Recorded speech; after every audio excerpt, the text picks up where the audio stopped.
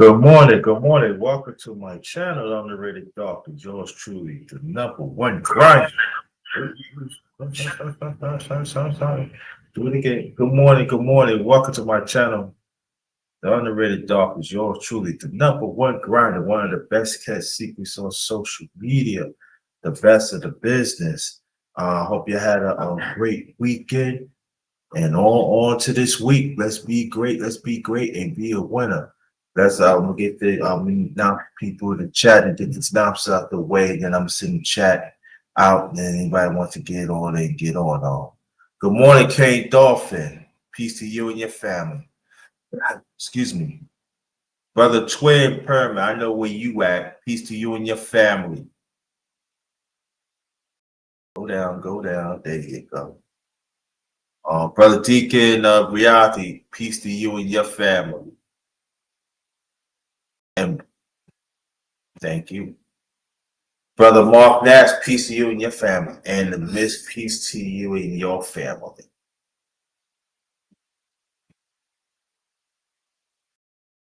Thank you. And what I'm gonna do, I'm gonna send the link out. Then peace. Yeah, I want, if you can, brother Mark Nash, I want you to come up, have it talk to you for a minute, If you want to come, anybody can come up there. Also, I'll put the link in. It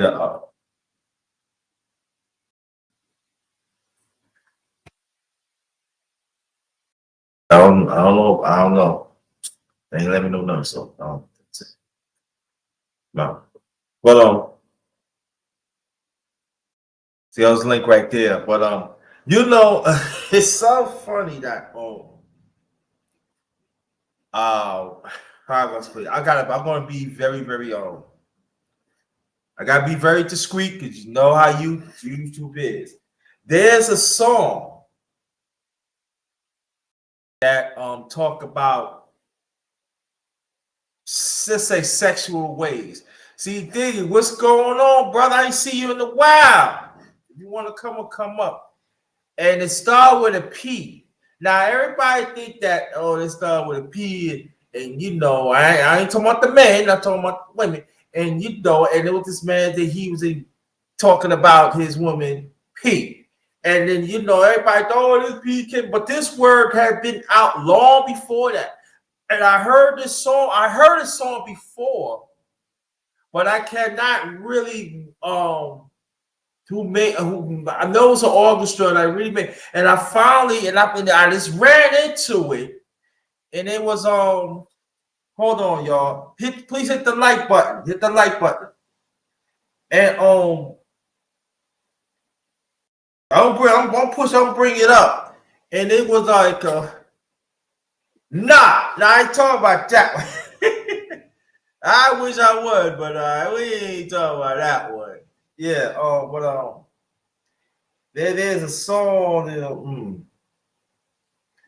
I tried to pull it whole family. I think I pull it up. And it's Harry Rowe and his August. Matter of fact, I'm gonna post it. It's Harry Rowe and his orchestra, My Girls P. I can't say the word. Back in 1931. But I'm gonna talk more about it because everybody thought, this word been up. But this word been up even before then. They were talking about it like in slavery too. And even like couples who come of different ethnic groups and stuff. And so other stuff. So when people say, "Oh yeah, that word been out," no, that word been out for centuries. So what I'm gonna do, I'm gonna post this in the chat. Don't play it. Play on your time. Or if y'all want to play it, and then like that. So that can happen too.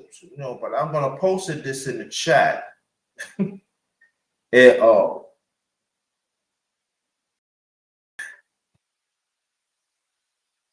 I'll post that in the chat. It's Harry Roy, My Girls P, back in 1931. This is his own August stuff like that. So yeah. So that's the link right there. That's the song right there that happened in 1930. So you know, people was having sex then too. They was, and then there was another one. It was, I talked to her. I talked about her back. I think it was like back fact last year. And yes, stuff. And but yeah. But let me get on these announcements. Welcome to my channel, Underrated Darkness again. You're truly the number one grinder, one of the best kept secrets on social media, the best of the business. Shout out to my underrated one family, one who big my day ones and getting ones along the way. Thank you so much. Some of us keep on fighting for the truth and stick up for it. Thank y'all so much. Thank y'all. Appreciate that. Let's keep on rolling. Shout out to the LTBC family. Shout out to the brothers and sisters there. I've been rolling with them throughout the years, and I'm still rolling with them now. Shout out to your LDBC all day. Also, shout out to hashtag TWT family. Shout out to y'all, the brothers and sisters. You might see some of them up in this piece too. You never know. So shout out to y'all. All right. But this is good morning to the fan. Good morning to the fam. Part 21. Please hit the like button. Hit the like button. Share this out so the algorithms could act up. They might be happy. Yeah. So again, shout out to the list. And South Carolina game class had beat Iowa last night. I'm happy for that. Shout out to Don Stanley. Shout out to Don Stanley. Yo, Cookie was seeing y'all. What's good? You coming through, bro? Come on, you come up there. Come on up. Come on up. And that is that's family right there. That's family. Peace to you and your family. And do you know Don Stanley game the women's record is 109-3 in 3 years. They finally captured the national championship. They beat Iowa. I was happy with that. Michael, I was happy. You know, Kara Clark, she's a great player. She gonna make some money and stuff like that. You know, I'm like, but I'm happy for Dawn Stanley because when she first got the job, nobody never thought that she could do a job. And then she came in and had, you know, after 3 years, she had the best record.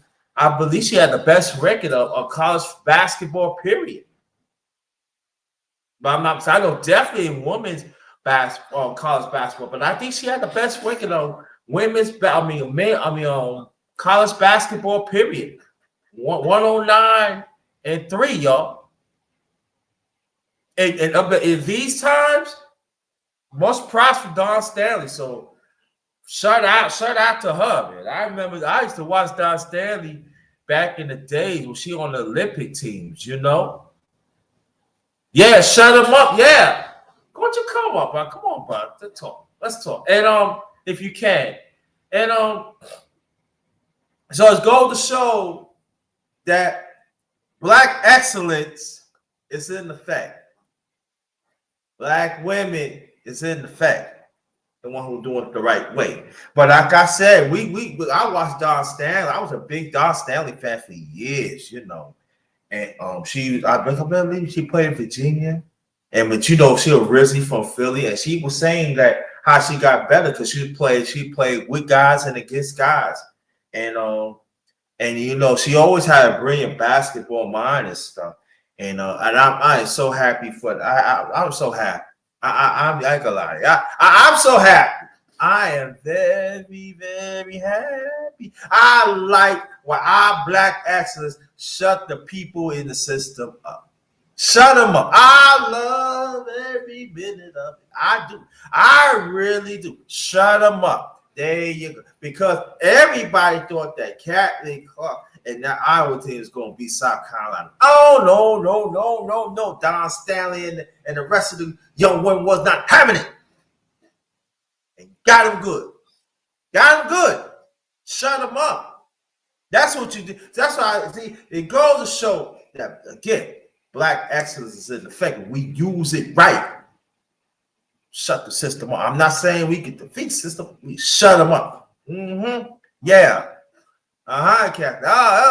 Kathy is the best day of cornflakes. Oh, she this and that. Look how she did because she didn't know to get the championship. They beat LSU, and you know how they treat our sister and stuff like that. But you know, I touch on that another time. And but what we going to do? Man, you know what? I should do a background for the South Carolina women's basketball team. What do y'all think? You think I should put a background on it? It's gonna take me a little time to find it. Should I do it? Should I do it? Let me know. Press 1 if you want me to. Press 1 if you want me to. Do you want me to put a background? We're going to keep good morning. We're going to replace good morning. Do y'all want me to? Do you want me to? Just let me know. I know the miss would have been right. She want me to. She hit the women's. I mean, I'm not women's sport, but you know, some of it. I'm talking about some of it, you know. She said she like men rub it down, nothing more like that. She said some women they cry too much. Yeah, yeah, she did. Like, really? Said, yeah, she said, I'll go to a basketball game. If we ever go to a basketball game, I'd rather go see the men than the women. But she's not the first one to ever say that too. I heard that throughout the years. Even my late mother, she said she rather watch men basketball than women basketball. Even my late aunt. I said, what? Incredible. Oh, I don't know. I like muscles going there. I don't like that. Mom.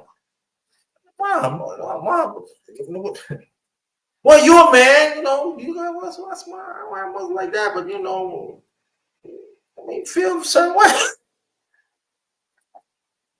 She said, boy, be quiet. You know my knee, but you know, I love you know. What you going like your mom? I don't know, boy. The way you sound and everything.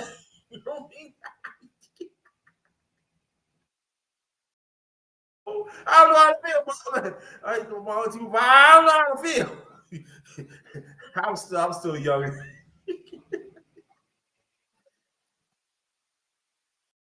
But it was a joke, though. It was all right, though. But on the serious side, they rather watch men's sports. I'm being honest, and it's still right now. They're not saying it right now because they're trying to hide certain things in the media. But there, like quite a few women rather watch men's sports than women's sports. And I don't mind them watch women because sometimes the women play harder than the men. They do. They really do. But got women out here that no, they don't do nothing to me. I mean, why? So yeah, Don Staley is no joke. A head coach. We talking about a woman had big championship and was back. Yeah, she been around champ for a long time. A lot of people don't know that she had been on consecutive Olympic teams. You know, and I think she won a championship in high school. I think. I'm not sure. But Don Stanley, no, not that. But you know, Cooking with C, he said he want me. He said he wants he want to put a background on that. So I'm gonna tell you like this. That's a good question, She Diggy. But I tell you this though, a lot of people think that it's a large amount, but I found out throughout the years it's not really like that. There's a lot of women do support. They support women's sports. They do, but it's not as much as people think it is. They still support men's sports. And you know, women's sports have grown to larger heights and everything. Yes, but they are white women. They don't no. They watch men's sports. And you know, and people, I know people hearing what I'm saying, they don't like what I said, but these are facts. These are facts. So the woman got to do a better job to make it more pleasing and stuff. But you know, when a woman made up their mind, they made up their mind. I don't care when you made up. No, it's not appeal to other women. Now these women like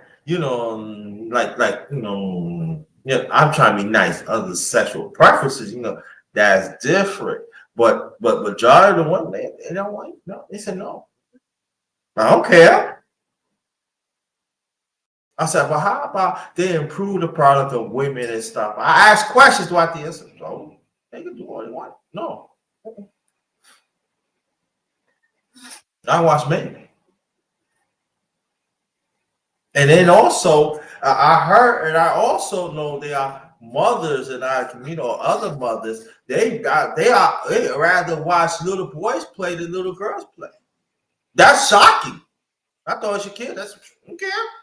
I watch her play, but I don't know. It's different. They're like, no. Fathers, they watch their little girls play and stuff like that, but mothers, there are some mothers, they like, no, they watch men's sports. Yeah. I said, I watch my son. Well, what about your daughter play? Yeah, I'll watch her, but I rather watch men's sports.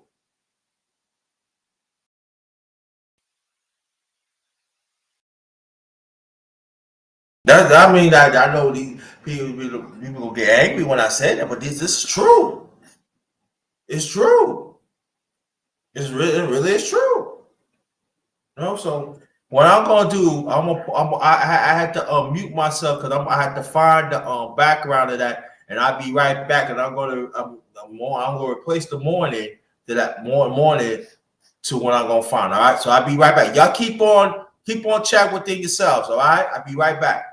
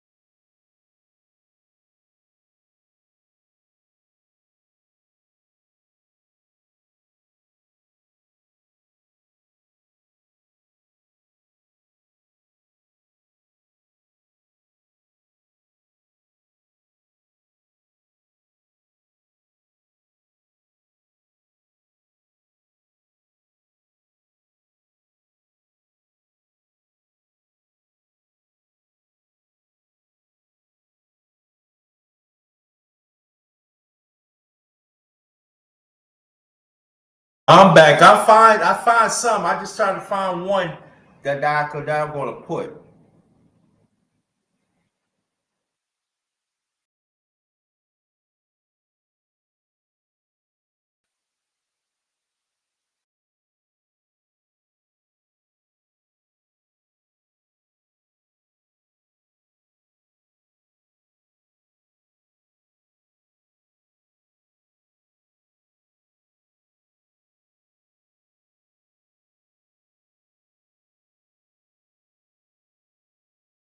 So if y'all can hear me, press one. If y'all can hear me, press one.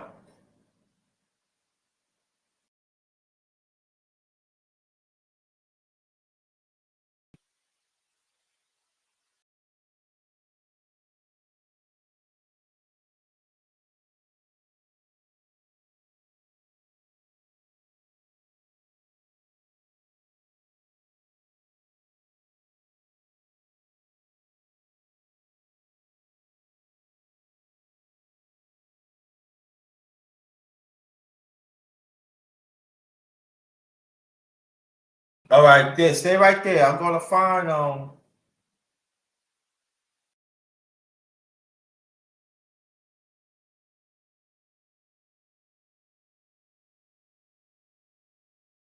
well, I might have to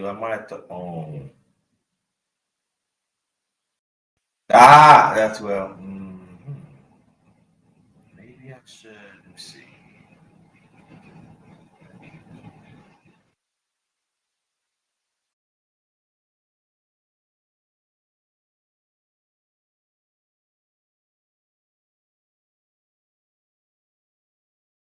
See how I do this one.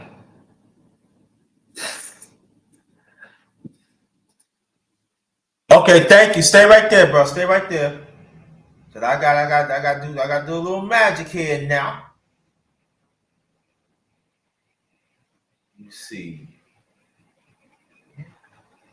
All right. Let's see. Hold on for 1 second. Hold on for 1 second.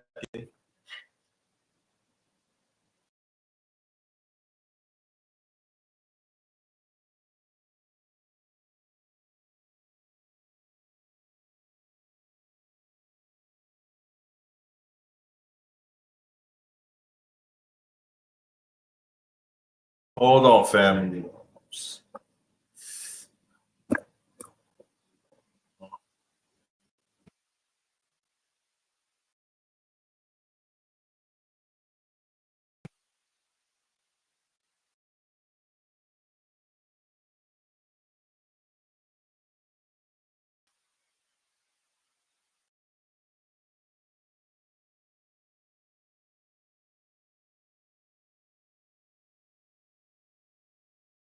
All right. Hold on for one. I got it. I think I got it. I think I got it. Let's see.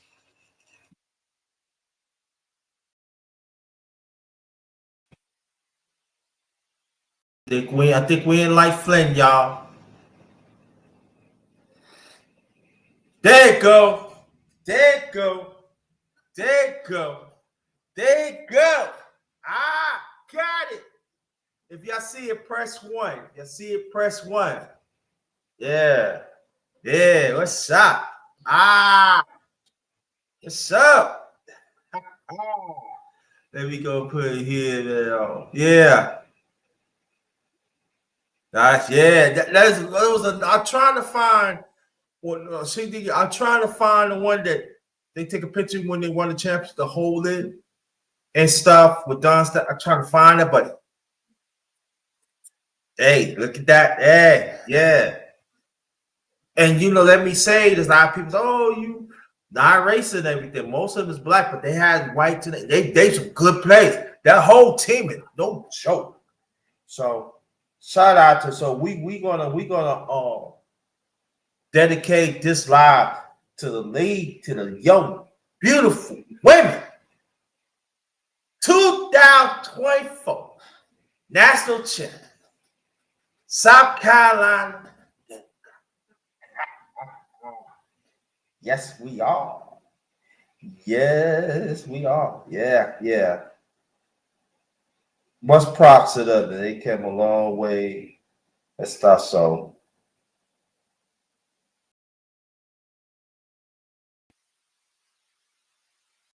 much props to them. So let me see. I gotta get back. Hold on. My mute just for a few seconds.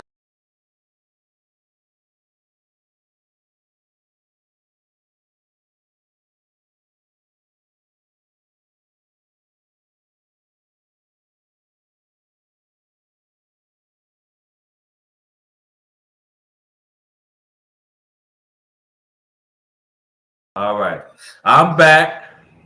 Um, that's the background. We gonna. I think we gonna rock this song. We're gonna rock this to wherever time. Now I'm going down with that. We gonna end this live and everything.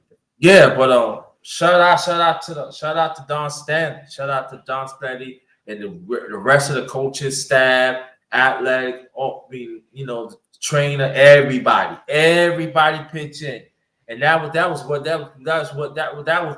it. I don't know how long Don Stanley coached them, but the last two they came close. They came close, and I told them, the women's soccer. As long as they keep the core, they're gonna be all right. And then after that, they finished them all undefeated season. So now they have to be ranking them other college teams that went undefeated too. So then you got Indiana went undefeated with the late great Bob Knight back in '76. They went undefeated.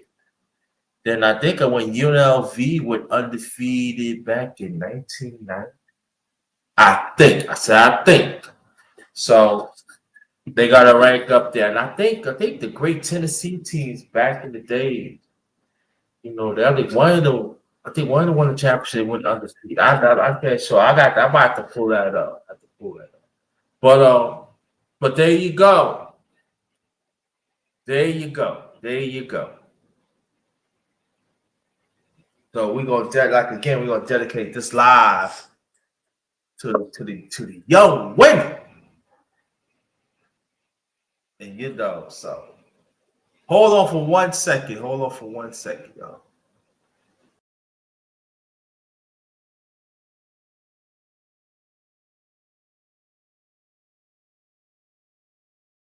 And then also shout out to my brother T Price, because that's my LDBC brother, plus part of the Underrated One family.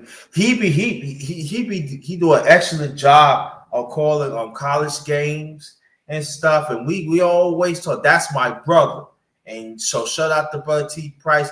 And he always talking about this team. He said, better watch out for this team, big bro. I said, I see. I see, and I'm so happy. I'm so y'all know I'm so happy for Don Stanley. I am so happy for Don Stanley and the rest of the coaching staff. I am so happy for them, because when you win over 30-something games, they expect you to you want to win championship. Oh, you get 1 or 2 losses, you're gonna win championship.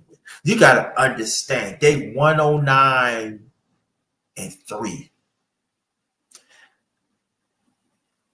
109-3. We won championship, tops it off this year with undefeated. Hey.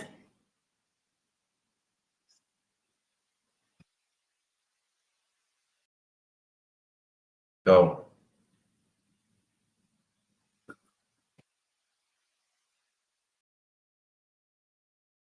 yeah, so but the game ends, yeah. So when people talks about certain things about women's sports and stuff, I think that more women should get involved to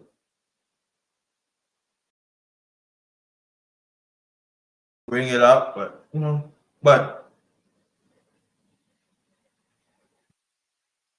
we not going to talk about it. We ain't gonna talk about that. But shout out to shout out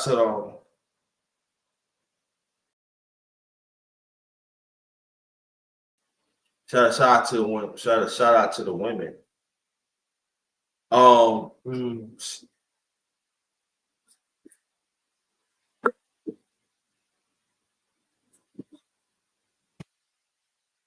and also,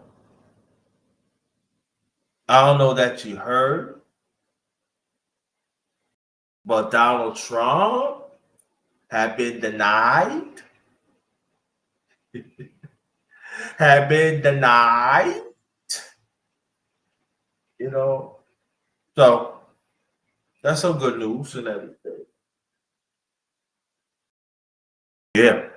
So shut up. But again, glad that you're here. I'm glad that you're here. And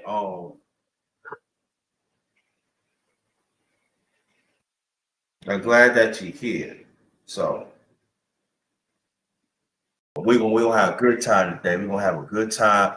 We're gonna have a good time today. And I think I'm gonna if I get some people on, maybe we're gonna talk about their journey, women's journey. I feel that's very appropriate. I think we should talk about their journey to get to the championship. How when Don Stanley started. Joe, what's going on?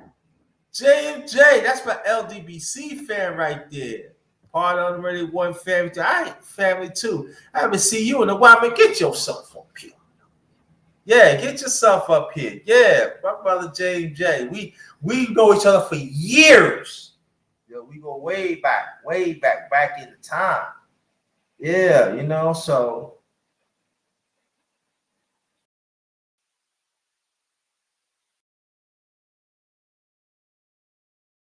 So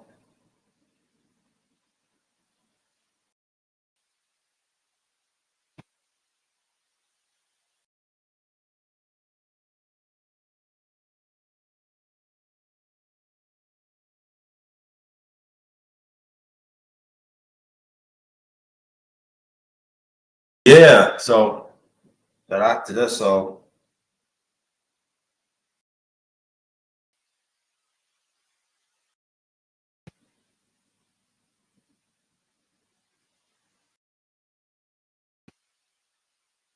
yeah. But also there are some other. I think LSU was. I don't know. Angel Reese gonna come back. I don't know. But if she not, the LSU still got a strong team too. But it's got to go through the game clocks, and I don't know any of them going to graduate of South Carolina. But if not,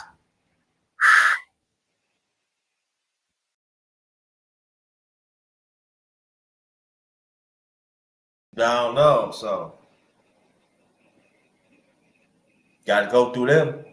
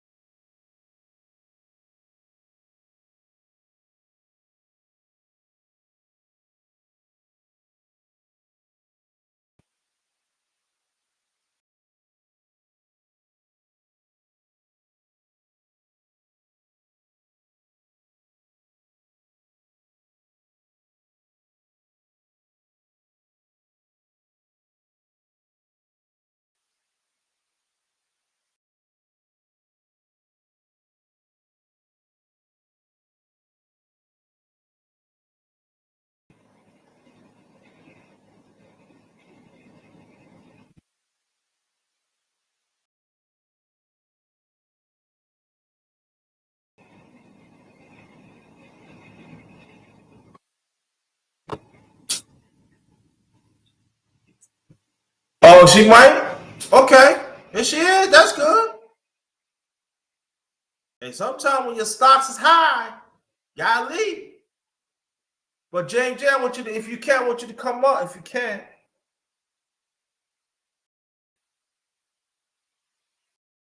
But yeah, so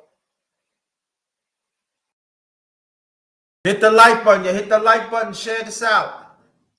Hit the like button and share this out.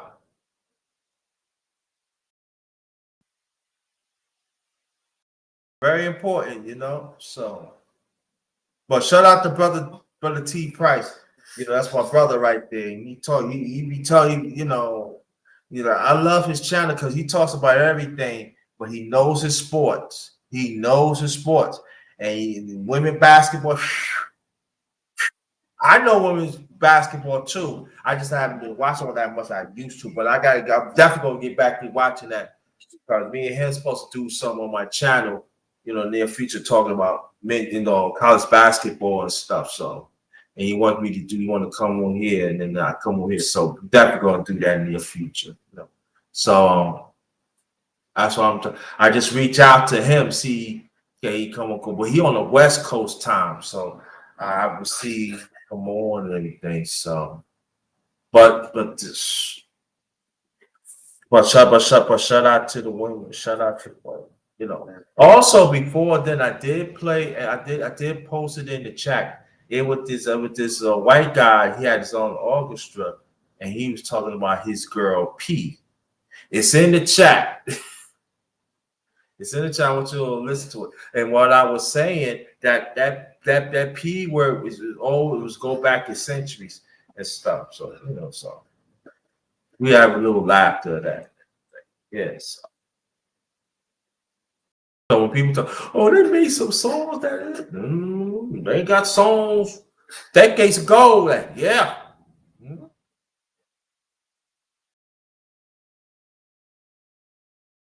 Matter of fact, I did no, it was not derogatory though. But I did a underrated.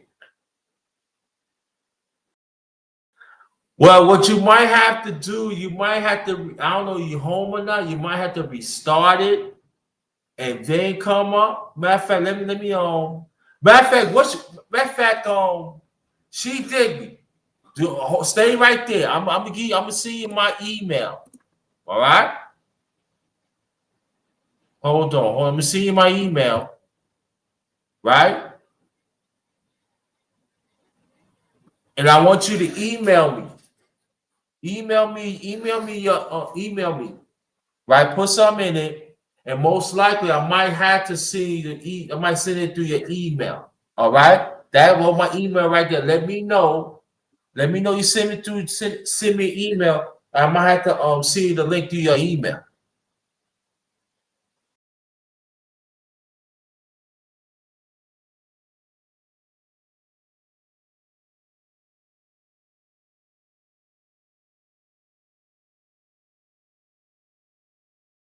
Because I know some people be having the problems too.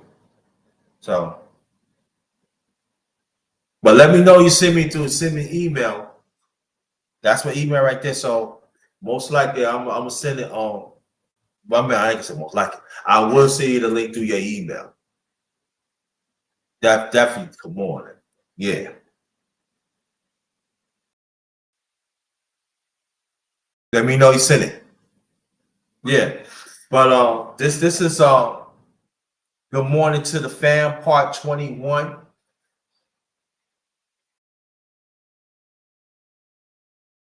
Yeah, we got great starting off great start with a bang. I know weekend we should get the weekend again, but what we gonna do? I'm gonna start saying this too. You know everything. Hey, let's be great. Let's be a winner throughout the week. Let's get through it. Let's get through it, y'all. We can do it. We can get through it. We can get through it. No, wherever, wherever it takes, wherever it takes. All right. So let's get through it. We can get through it. I'll be right there, right along with you. That's right. So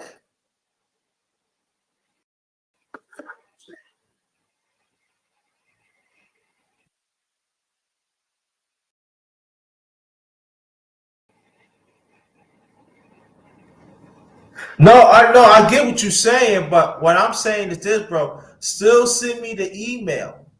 Send me the email. Send me your email, and let's do it like that. I get what you're saying.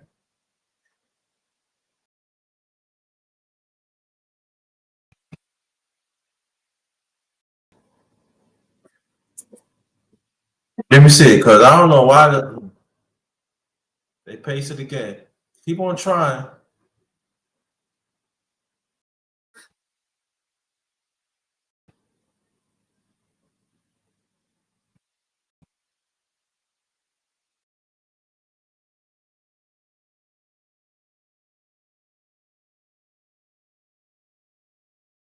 Okay.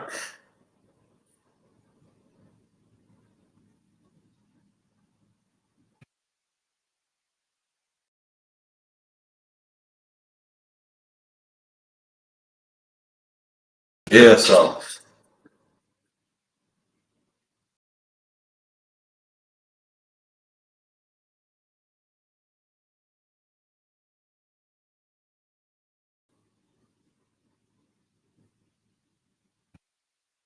yeah. But the NBA season is winding down and stuff. Julius Randle, he gonna have a season-ending operation on his shoulder, and he thought that he could rehab it. And I said he should have got it done right then and there, almost 2 months ago. And then if he would have done that, he would rehab it right now, and then be ready for the playoff and stuff. So, so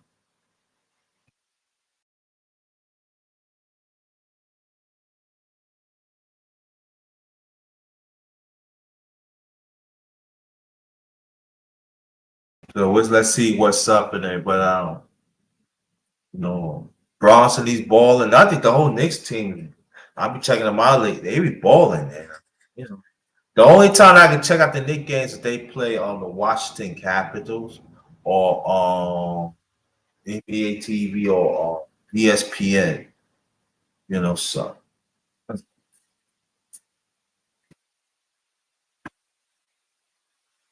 Matter of fact, in the near future, I gotta give me a Nick hat, and I gotta give me do I have a Nick hat? No, I don't think I gotta get a Nick hat and Nick. I gotta get a Nick hat and Nick hat and Nick jacket. Give me one. Especially I gotta get a giant jacket and a giant hat.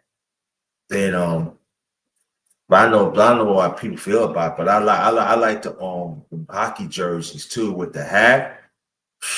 I fetch you know. I'm like I had I had three way back like you know.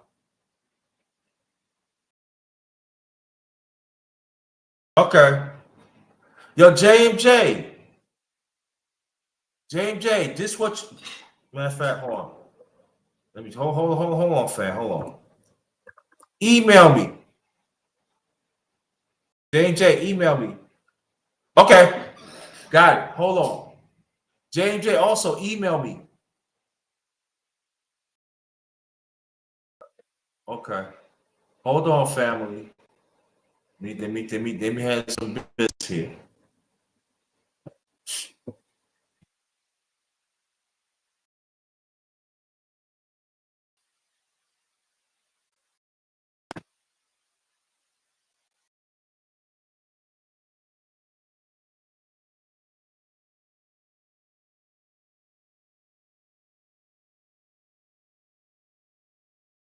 All right, Sadegi, check your email. Check your email.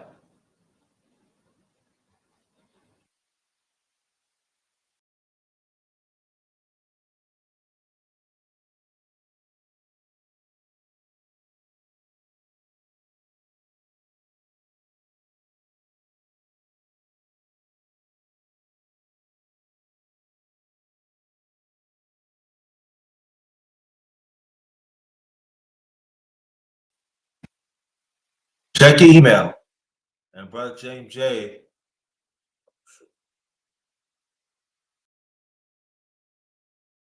Yeah, I just seen you back one. So Sadegi, check yours. I just seen your email with the link.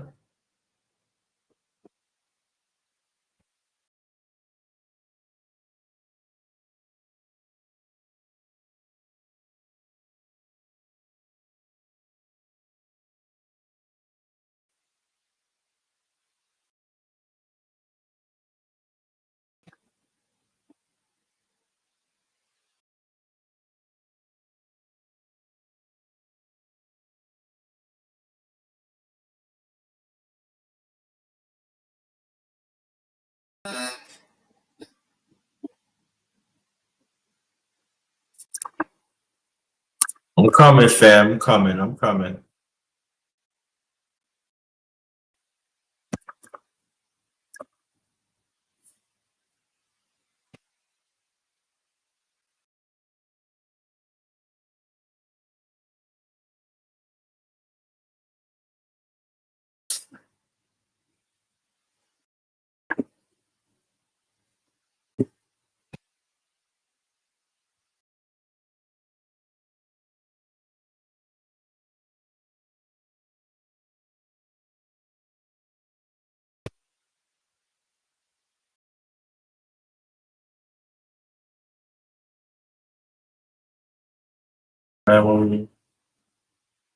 Okay, you can come through. Let me know you got it. Let me know. Yeah, just come through. If you get through, just come on. Come on in. Come on in. Come on in, fam. See. Also, shout out to the Biss. Almost a week and a half ago, we celebrate our second anniversary. So shout out to the Miss.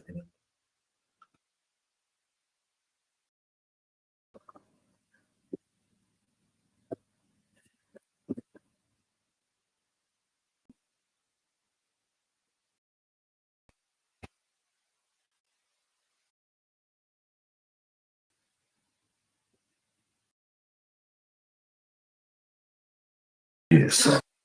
And brother James J, check your email. All right, check your email. Check your email.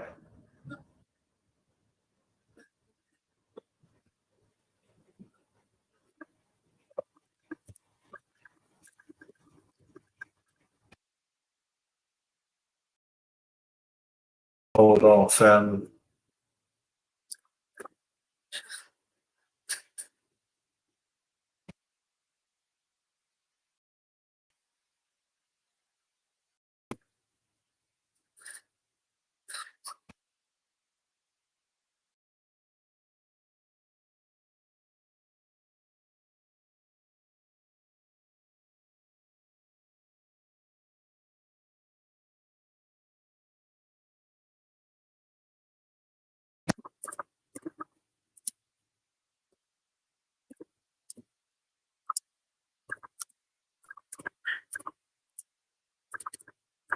Okay.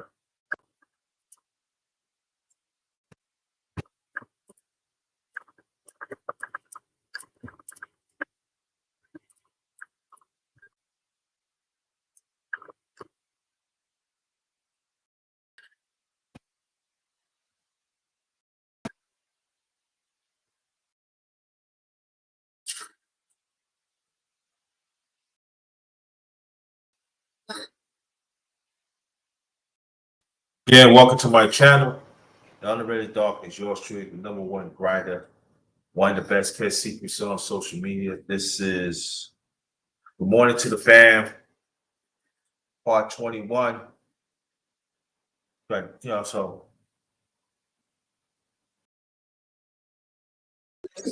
oh, there you go, James J. What's going on, brother James J? I can't hear you. You bugging. Can you hear me? Yes, I can hear you now. Yes.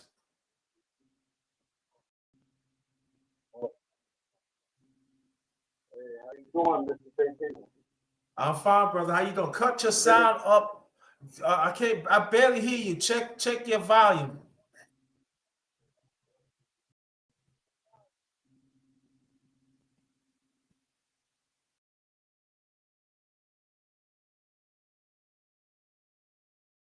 Can you hear me now? Yeah, that's good. It's good. Good.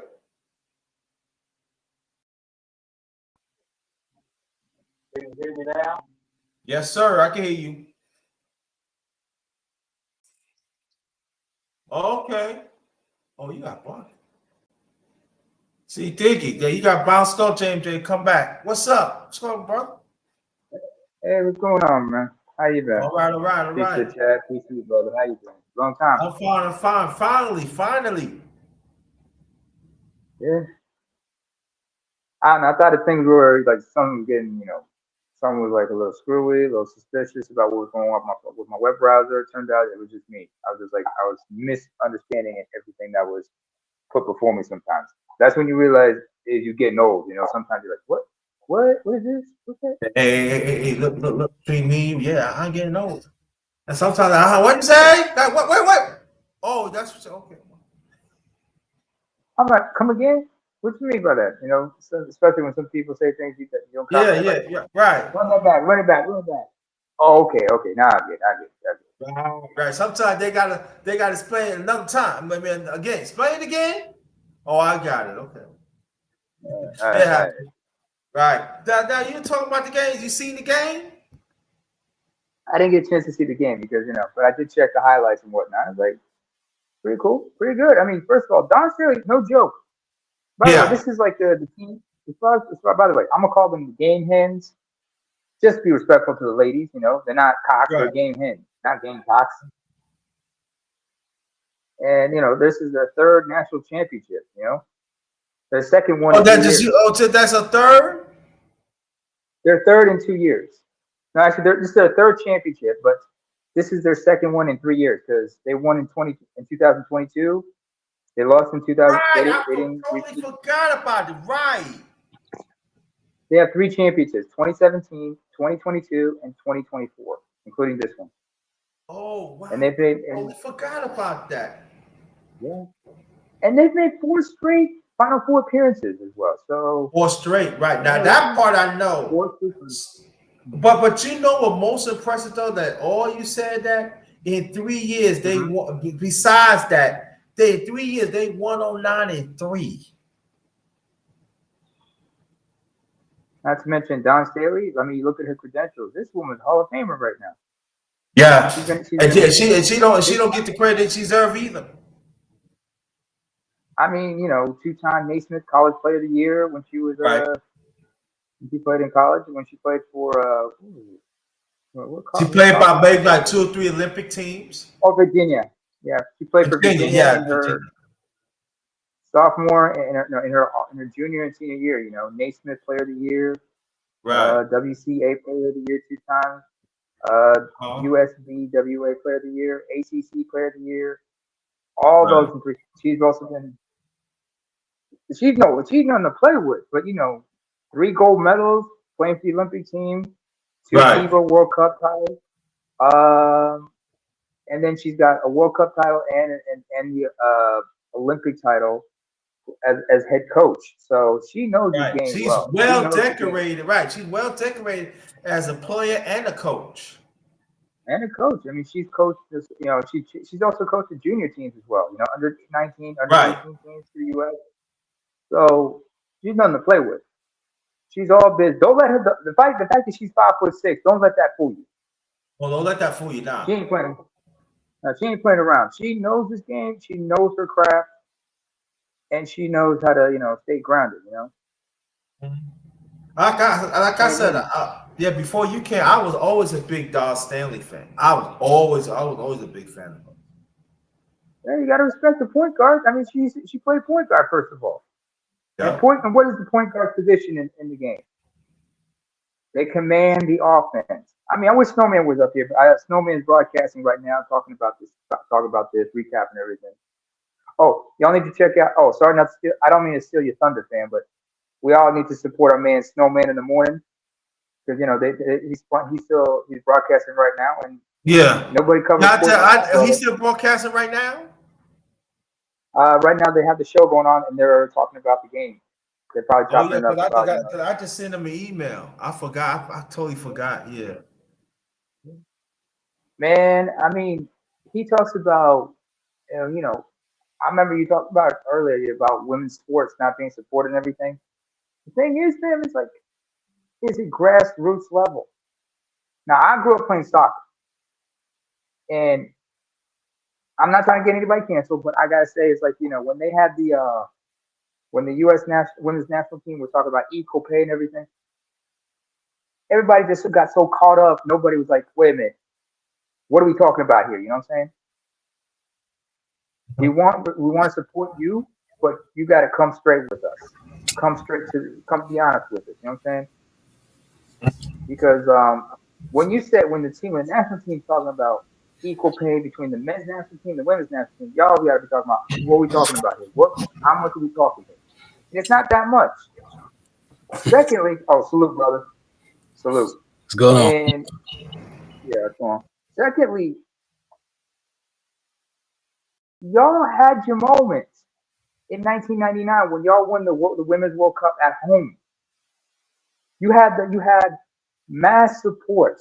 You could have galvanized the people and from that foundation and built the foundation on that support to convince broadcasters, sponsors to support the game. Yeah. And let Y'all me could have say, saved your marketing. Same thing with the WNBA. Excuse me. yeah. You know what? And let me say before James J, stay right there because I'm gonna get Brother Ronnie and see. This is the thing that I gotta say this because right when the WNBA came in formation back in 1997, a lot of people don't know that the NBA had gave them the money to start the league. They had a head start in it. Okay, and throughout the years, they have not hoped to their own end of with holding the league. And I'm being honest with you. And I'm gonna go back when I Mm-hmm. was saying in the live of my late mother. She said she'd rather watch men's sports than women's sports because of women's sports. And it's not appealing. So this is what I'm saying. Going on 40, 50 years, and I'm talking about some women, but the one who was in a prominent position, you had a chance to bring it to prominence, but you haven't. But you haven't. Because there's a lot more women, even right now, it's not really want to watch women's sports. They Other than not. maybe women's MMA, other than maybe women's MMA or something like that. But even You know then, what I'm that's because saying? a In lot of guys general, like to it's see that. not. It's not Women's happening. boxing, yeah. It's I ain't not playing. happening. Not playing. Not happening. It's not happening. And So by the way, go ahead, go ahead. now I want to get your brother Ron in there, and also salute to you, brother, and brother James J. Go ahead, brother. Welcome back. Welcome back. Yeah, it's been a minute. How you guys doing? All right. Yeah, you definitely speaking on interesting conversation as far as like the interest in the WNBA. And I watched it since its inception. It was cool at first, but they've been kicking the same old formula for a long time, if not regressed in a sense. So I agree there's quite a few ways to bring interest to it, but since they're stubborn or they're thinking they want top dollar for, let's just say, televised layup drills, I don't know what to tell you. I don't. And so, right, and get go more on your point, brother Ron. Tell me if I'm right or wrong. Mm-hmm. And what you saying, you actually right. So I think you actually said it right and everything. But the real fan, I'm talking about the women, is go in their mind. It goes on. We got it. We're gonna keep it real on here. Mm-hmm. There are women here that into their feminine. They into their feminine. Mm-hmm. They love to see men sports. Women, it's not catchy to them. True. And that is the conversation some of them fail to understand. I mean, Like my late mother, if you really think about it, like like, in the 80s. but My great, I'm sorry. no, sorry, like if you really Then my late grandmother, when she passed away, 96, going on 90. right. Then my aunt, I'm telling about the women in my family. My father, I'm gonna get to that in a second. Right. They said that women's sport is not it's not registered with them. And these are women are old. So Yeah. so we go. What about the women that's younger? I mean, you would think women would support women, and that's in a ring. You would think it's projected, but it's not the same thing. I mean, I enjoy the competitive nature of it. I mean, like I've seen women in real time cook some dudes. Yeah, I agree with that too. But it's not the same thing. I mean, we're accustomed to seeing like somebody get dunking on 2 or 3 people in traffic. You're seeing all kind of athleticism out there that's unheard of at the time. Far as MMA, yeah, sure. I mean, it's a lot better. You would think.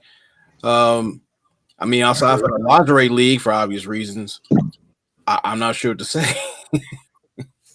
But even JJ, I want you to jump into but even that the women is doing a thing, the women don't even want to support that.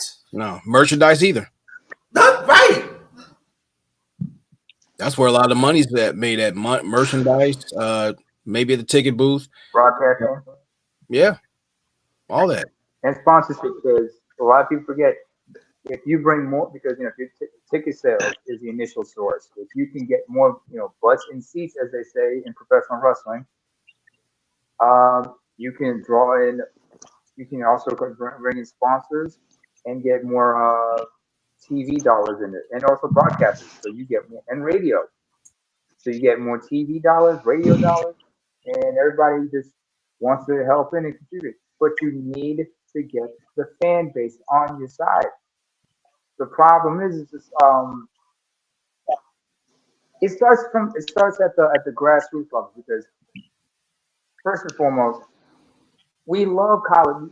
They got support for women's basketball at the college level, NCAA. They bring in a lot of attention, right?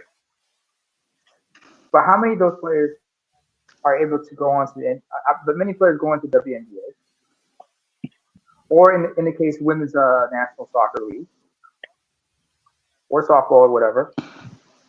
But it doesn't transition for some reason. I mean, you're not encouraging people to want to watch that sport, and they got to rebuild the thing, and they got to build that fan base. You get more eyes on you, you're gonna draw in sponsors and stuff like that. I mean, Sort of like Serena Williams and Anna Kournikova, where they do tennis. You feel what I'm saying? Just yeah, like but that's an individual sport. any That's other ladies that do tennis.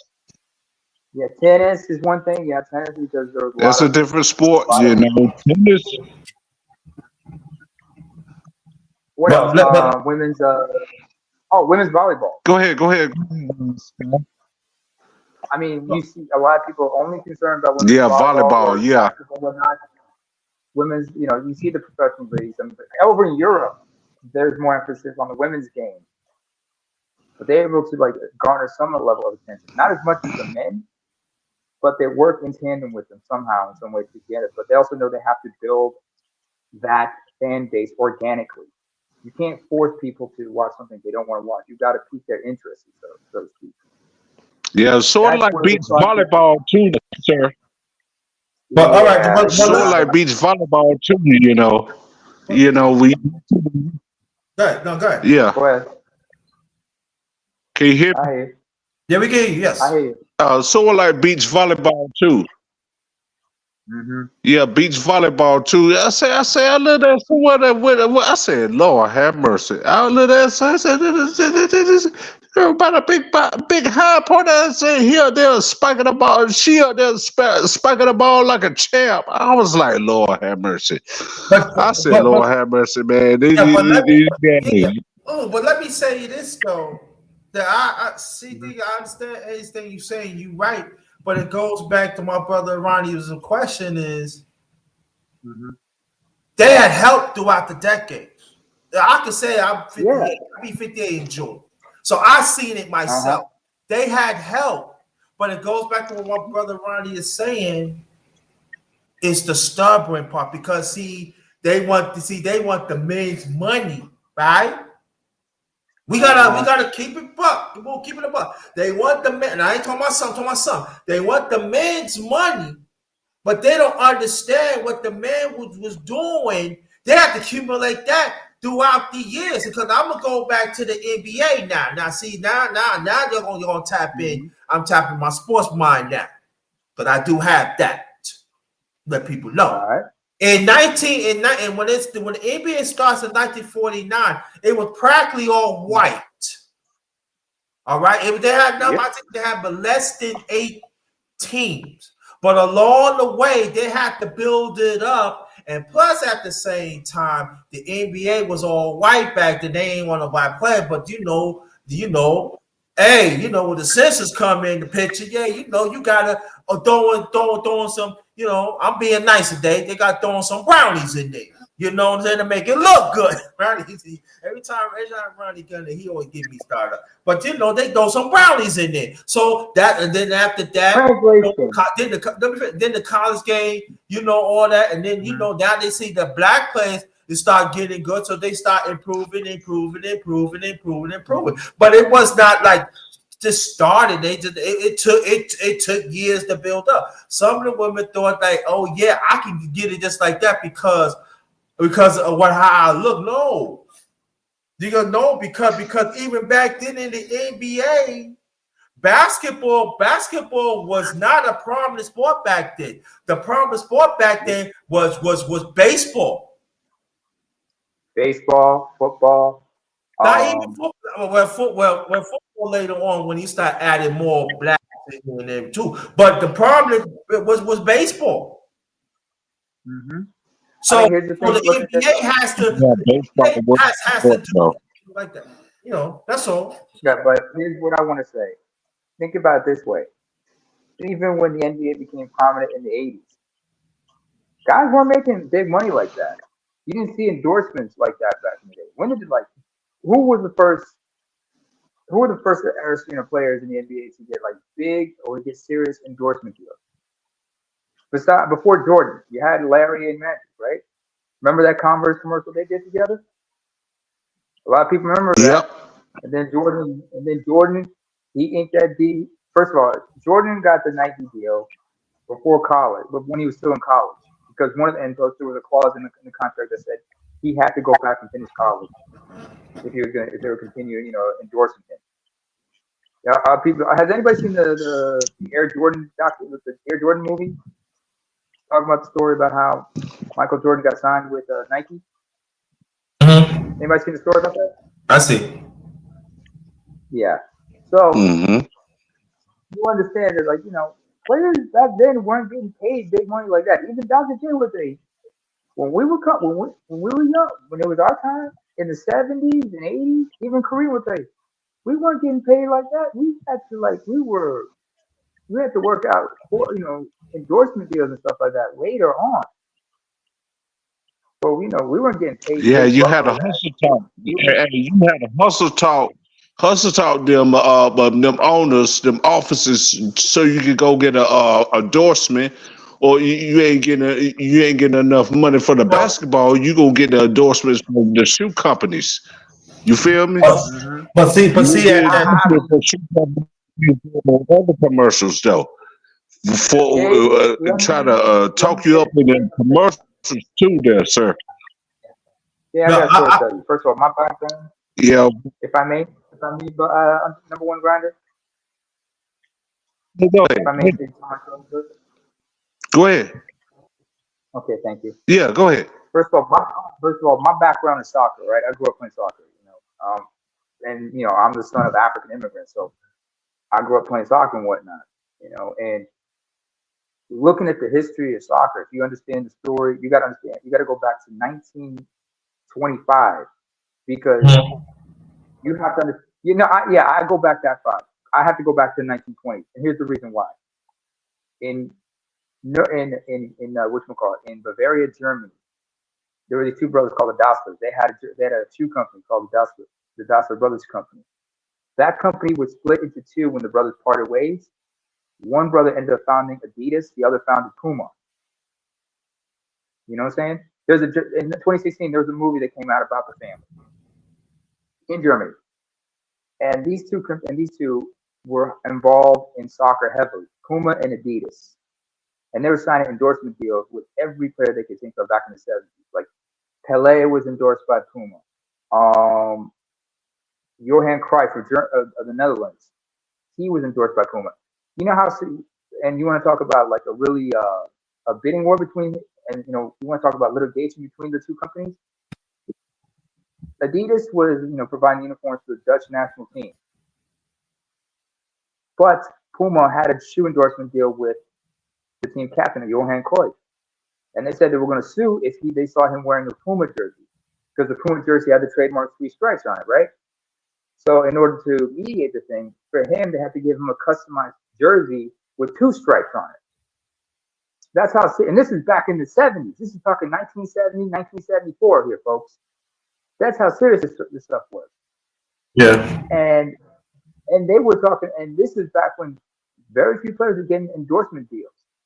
A lot of players didn't get serious endorsement deals until like the 80s, late 80s, going into early 90s. That's when it started getting serious with endorsement deals. That's even when professional league teams were getting endorsement deals and sponsorship deals with certain, companies. Not just getting, because everybody at the time was relying on ticket sales, game day programs, concession sales, merchandise, and stuff like that. The serious money, like endorsement deals from various companies who would sponsor them, or broadcasting rights, that came later on in soccer. Back in the NBA, it's the same thing.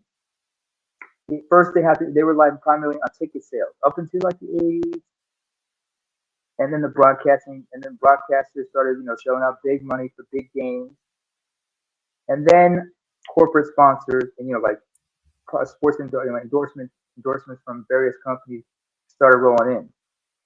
But excuse my French, but things got ridiculous like by the early to mid 90s because a lot of young cats did not respect the history, respect the past, and understand older players weren't getting those kinds of endorsement deals. They thought it was always there. This is what happens when people don't study history. You know what I'm saying? So it's important that the WNBA has to learn the mistakes of the NBA if they are going to try to reach that point. But they don't understand that they got to pay some dues. There's going to be some growing pains, and they have to know how to market the WNBA accurate properly. Otherwise, they're just going to be twisted in the wind. Okay. Same goes for the women's national soccer league in the U.S. Excuse me. Got you. I got hold on. I got breaking news. John Calipari, formerly used to coach UMass back in late 1990s, and also Kentucky. He is leaving to go to Arkansas. It just popped up. I'm going to post a link in the chat. Yes, so they're going to find a replacement of Coach Calipari. He's going to Arkansas. Well, you haven't seen Arkansas. You haven't seen Arkansas relevant since the Nola Richardson days, too. You know, with Corliss Williamson and the fellas out there won a national championship going against Duke. Yeah, they won a championship out there. It was 40 minutes of HELL hockey sticks. You know what I'm saying? You know what I'm saying? So Arkansas, if they get a good coach, I think he won a championship with Kentucky Cavi. He did. Mr. JT. Right. So let me announce it because I want to dig right back when we was talking about. I don't want to get off that subject. You know, so I want to again, Coach Calipari.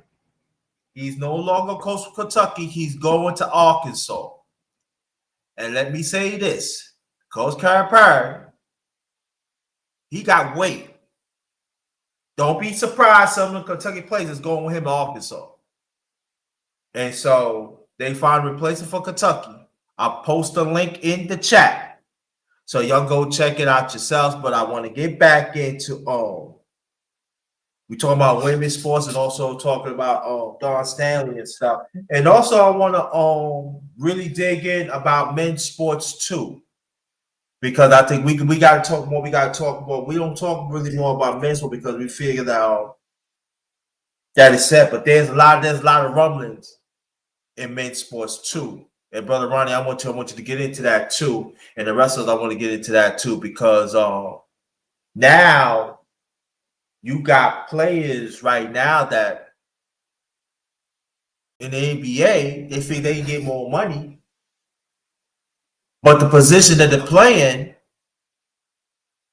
it's not called for that. It's not called for that. And so for me, as a basketball head, I'm traditional.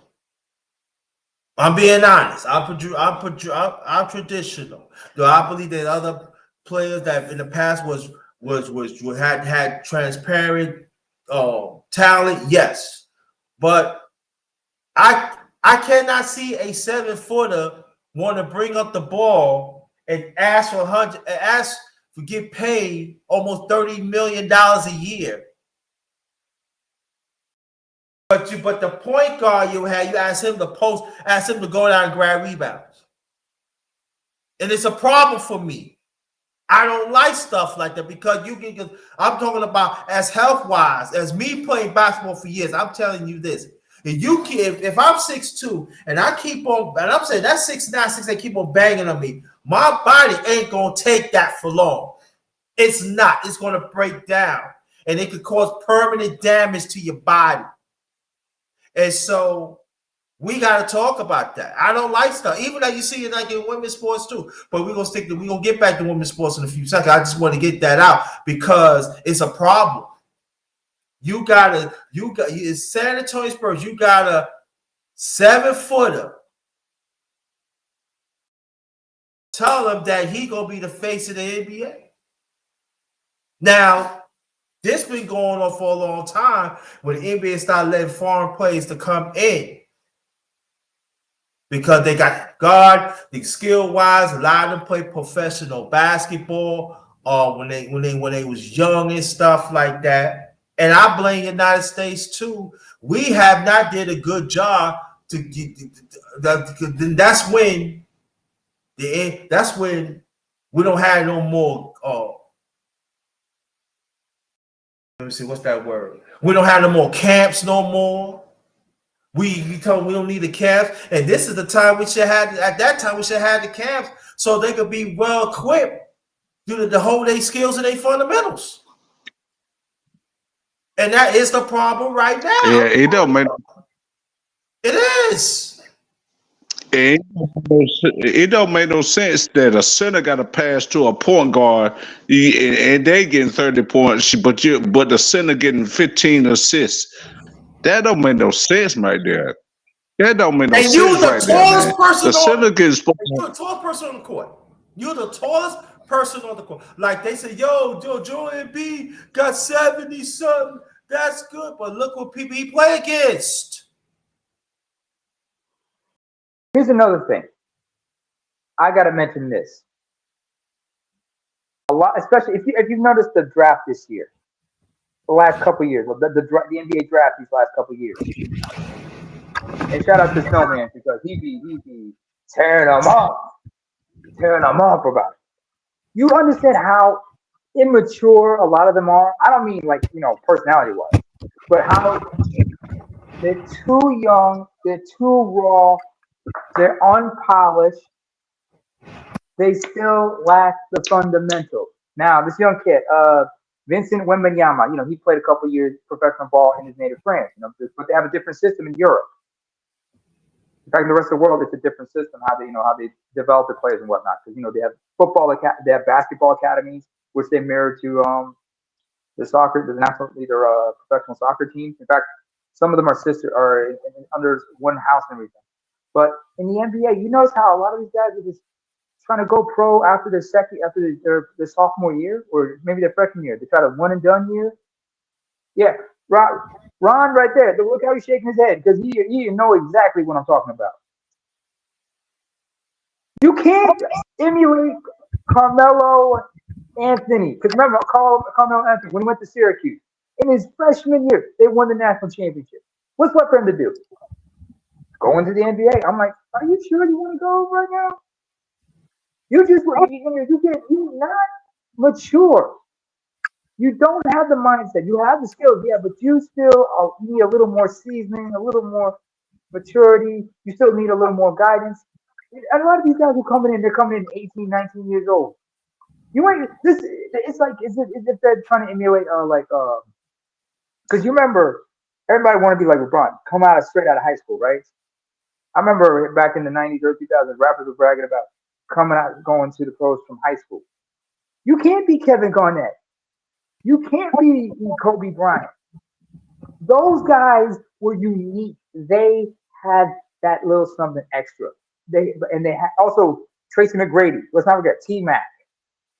Straight out of high school, got drafted to the Raptors and linked up with his cousin Vince. Now Vince Carter had just went pro after his junior year, and then after a few years in the league, he went back to North Carolina to get his degree. In fact, he almost missed the playoff games because he was doing finals at North Carolina over at Chapel Hill, folks. But a lot of these guys are not mature. It's all about getting the bag, but they don't understand. You need to hone your skills before you come into this because it's a men's league.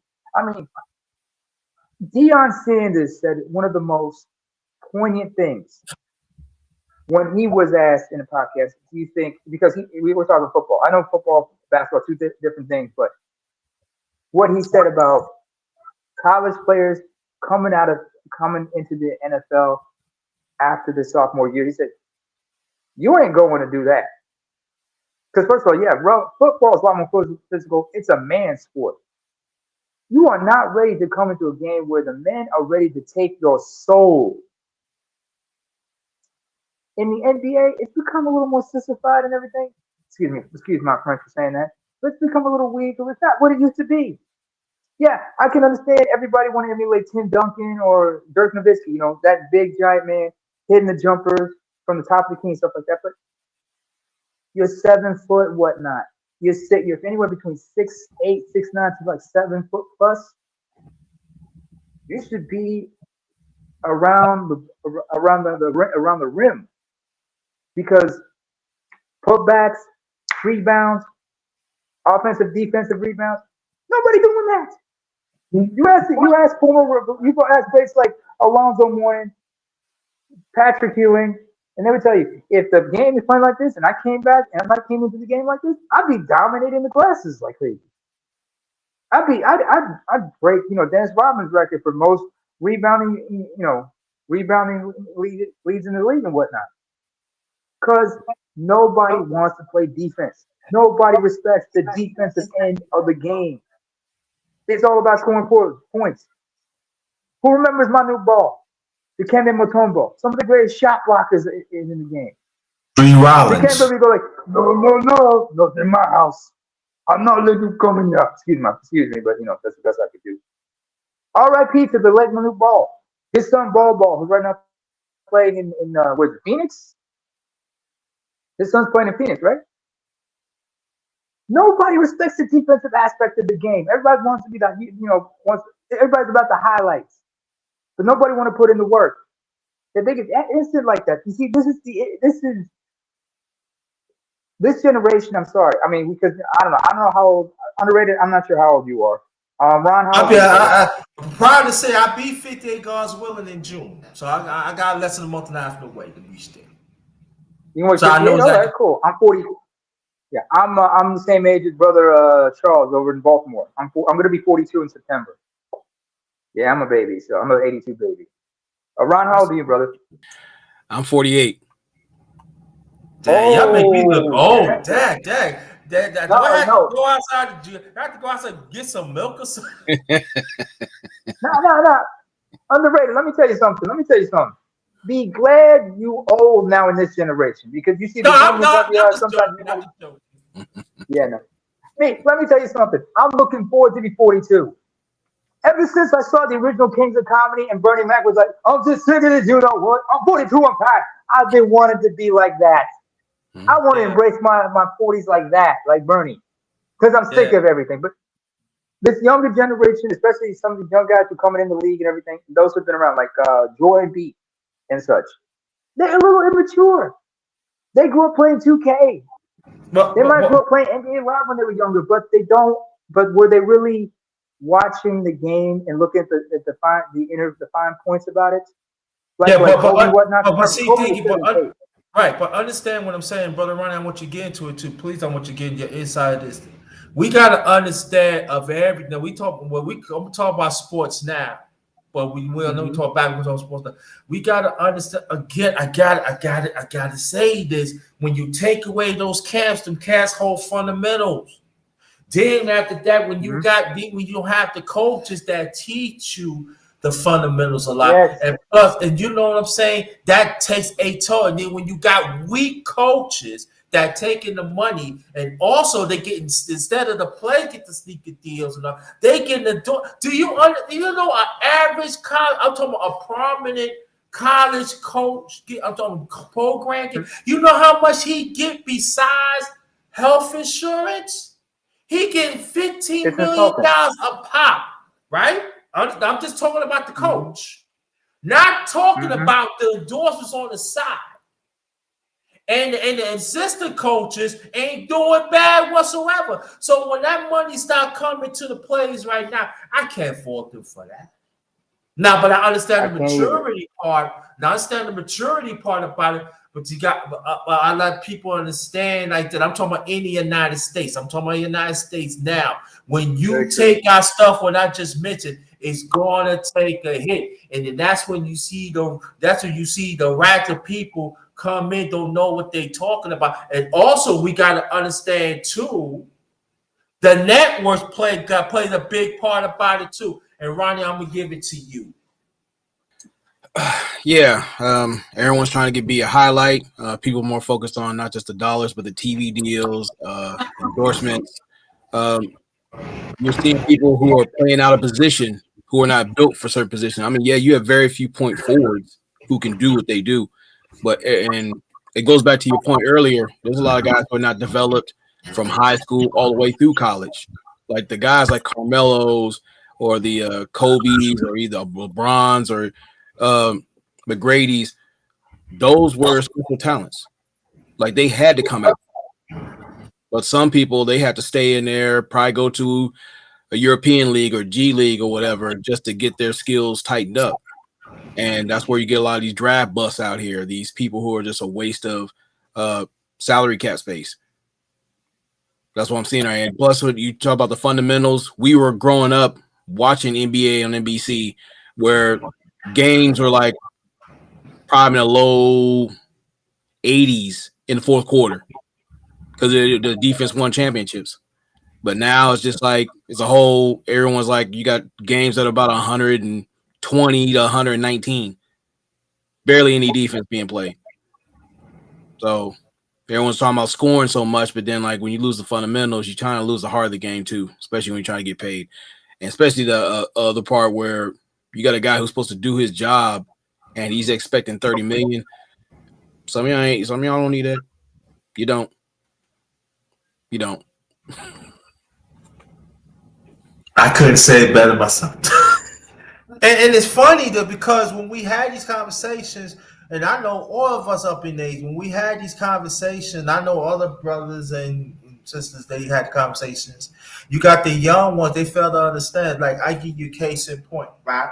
There people say, yo, Shaquille O'Neal is better than Will Chamberlain. All right, now if you talking about championships, okay, all right, he got championship, okay, Shaq got championships, but I see Will play. I told people I said, do you know Will got 90 different records of offense and defense in the NBA never going to be breaking? That never going to be breaking? And at that time, they did not keep stats. So picture they would keep stats. How many the great Oscar Russell could have how many triple doubles had. I mean, yeah, but right, yeah, I use information, but I'm saying like this. I'm talking about the players that come in the 60s and the 70s. Do you know? People gonna be playing trying to break these numbers. So when I talk to the player like Will Chamberlain, the Laker Will Chamberlain was a world athlete. He was athlete. You hear what I'm saying? Bill Russell, Bill Russell gonna do. What you talking about? Bill Russell won 11 championships in 13 years. What is you talking about? I tell people like, but look at the play. I said, Bill, dude, the teams that they had was less than right, but they had players that were competitive. At that time, you better have fundamentals of offense and defense, or you're not going to play, even in college. My old basketball coach, Mr. Bailey, he played the ABA back in the 60s, and he used to tell us, hey, if you don't play the offense and defense, you're not playing. Now we come up in decades now, it's a joke. It really is a joke. Look at this way. Really is. Underrated, look at this way. You know how we say, like, Ron, like myself, I'm sure Ron grew up playing video games like I did. Still do playing video games. Still do. Hey. we you know what? Here's the thing you gotta think about Ronnie here. Ronnie, 76, you were born, right? 75. November 8th. Yeah. November 8th, 1975. Yeah. All right, 75. Because you just on the wrong side of that because you've heard of the Zennials. That's late 70s, early 80s. Stay on the right. Stay on the right side. We're like the best. You know what I'm talking about? Best of the Gen Xers, best of the Millennials. Yeah. Those of us, because we. I'm too fair. I'm a millennial, but I got some Gen X tendencies in me, just like you got late 70s baby Gen Xers with millennial tendencies. Right. So we're like the cross between. So we understand to use a video game concept for these youngins, especially everybody who was born like in the late 90s and the early 2000s. They don't understand what we understood is that when you come into something, you got to pay your dues. But but everybody's looking for cheat codes, like it's a video game. But then again, how many of these youngins remember GameFAQs.com? No, they just got to go on YouTube and try to find that stuff. Ain't gonna work. No. You gotta play. Sometimes you gotta bump your head actually don't bump your head because that's how you get CT. But you gotta take a step back and figure it out. Look at things differently. And that means you got to put in the work. But a lot of these guys don't want to put in the work. They want to rely on too much on raw talent and not work on the fundamentals. Because if you don't have the fundamentals, what's the point of it? All you are is just going to be the human highlights. And human highlights aren't enough. No. Just like what they say about what you said, Shaq compared to Bill Russell. Shaq. First of all, Shaq would look at you funny if you said he was better than Bill Russell. What would they say? First of all. I think it was Rudy Gobert. And he was sitting there laughing at like, please, I'll cook that dude. You don't do that. You don't disrespect the legend. They paved the way for you to stand. You're supposed to honor them and thank them. And these youngins, I guess nobody taught them the history of that. How many of them? I mean, but then again, a lot of them when they grew up watching the game, because basketball. I mean, basketball. That's a team sport. I understand, but I remember somebody said something like this. If y'all remember the movie, the TV series, Luke Cage. Yeah.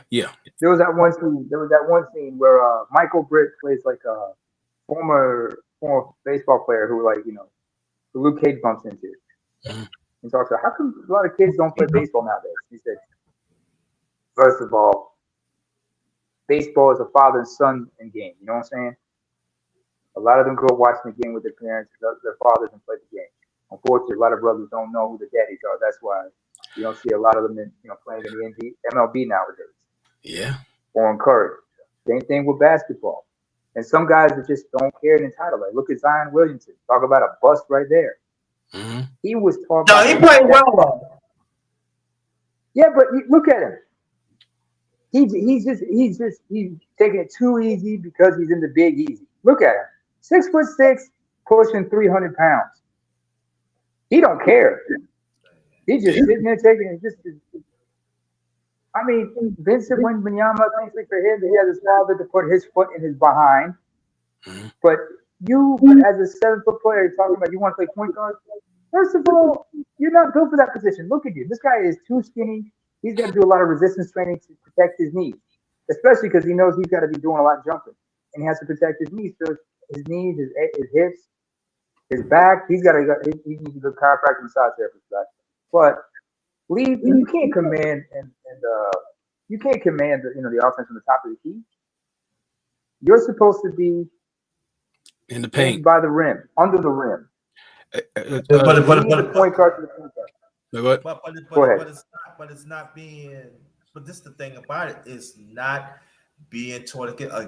I got to emphasize when you got weak coaches that don't know the fundamentals of each position. I'm talking about sports, period. Of each position, this is what you get. So it's like this. I got a godson, right? He played ball, but now he's 30. I said, why you don't play ball no more? God, that they got the nerve to tell me in the Nike thing. The guy is 6'8". They got there to tell me I need to go down low. But I'm 6'3". And he said my love for the ball was, he said, I play recreation, but to really get to, and I said, it's sad. And he's 30 right now. And that happened to him, he was 17. And he said, no, forget all that. He said, I just played getting a tournament here and there. And I said, and it's sad. And now he teaching his son how to do it. And he's like, no, we're going to do this the right way. And now I said, well, we got this. No. So his son wants to go a prime college stuff. He said, no, we're going to do things the right way. You ain't going to go here and then, no. I'm trying to save you.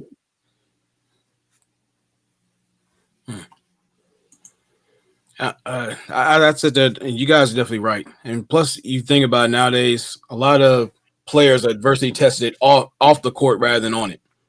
Mm-hmm. great point. And you got a lot of coaches that either they're weak coaches or they're neutered. Some are great coaches, Yeah. but because of the system, because everyone wants these numbers and television deals and whatnot, they get neutralized. So they're like, you know what? I'm gonna sit there, play the game best way I can, and when it's time for me to go, I'm out.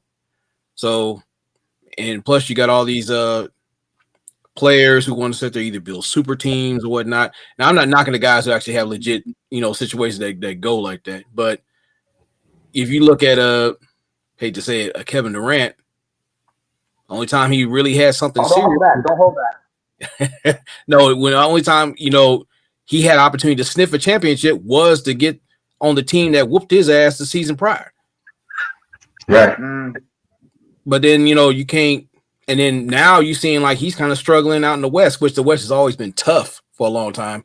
But you have to have extras, which makes you have a weak ass bench, and then you're gonna wear your main players out. So then like you get an early out or you fizzle out later in the rounds. So again, it's a whole different game to where like back then you had your superstars really had. And that's just how it goes back to what you guys were saying as far as the camps. When you had the camps, you guys had. Not only they physically prepared, but they're mentally prepared for the endurance of right. Because like you seen like what happened with Chet Holmgren in his rookie season where he got hurt. So that year off, he had to sit there and build muscle and everything. Same thing with Tutukumbo. He had to do that. A lot of guys like Dwight Howard, they had to sit there and bust their ass in the gym, get the fundamentals in there. Because when you seen veterans like Akeem Olajuwon, Cook, Shaquille O'Neal. Oh my God! Yeah. You got to have that footwork. Oh, 95. You got to sit. Was that 94 or 95? And that's why, like a DeMar DeRozan, when he has a mean ass mid-range game, you don't have guys doing that no more. You got 3-point. You got centers trying to shoot 3-pointers and try to play opposition what they're not. If you're able to do it, cool. You had Sam Perkins who was able to shoot threes like that. You had Robert Ory's who was doing what they were doing. But they fundamentally sound. But they found their place as a player. As a coach, if you know a person is a special talent, you find some way to put them in the system to where you maximize that talent. But you got guys playing out of position and then they're demanding extra money. That's a waste on many levels. That's what I hate about the game right now. And even then, though, too, I know you're seeded throughout the years. On a 302 fast break, you pull for a 3. 9 times out of 10, Nobody want to come in. See, it's go home or go broke every time. But understand, you got to learn how to play. Every point counts. Sometimes hitting 2s are good, but everybody wants to try to score a 3, or they're hoping they can get that 4-point play or something like that. Not everybody can be like a Steph Curry. You can't be like the Splash Brothers. Not everybody can have that mid. If you don't have a mid-range game, you're lacking. Not to mention, a lot of, like you said, about a lot of these coaches being neutered nowadays, because look at the system that a lot of them came out of compared to the older coaches, especially like, say, Steve Kerr. Who did he learn the fundamentals from? First was Phil Jackson, then Greg Popovich. Yep. Byron Davis talked about one of the toughest problems he had. Byron Davis, who won NBA championship under Pat Riley when he was the Lakers. He talked about when he led the New Jersey Nets, not the Brooklyn Nets, the New Jersey Nets. They were a different monster. To an NBA finals. Right. Yeah. Oh yeah, they were different. You had Kenyon Martin, Drazen Petrovic, Kenny Anderson, Derek Coleman. I think it was a more. Yeah. Oh, they were something different. They were different. It was different, but the thing is, he said the hardest problem he had was coaching black players, because he's a black coach, and some people look at him funny like that. Doc Rivers, what's his name? Lenny Wilkins, NBA legends who NBA veterans who coach this as well. Magic tried his hand at it, didn't work. Larry had some success, unfortunately.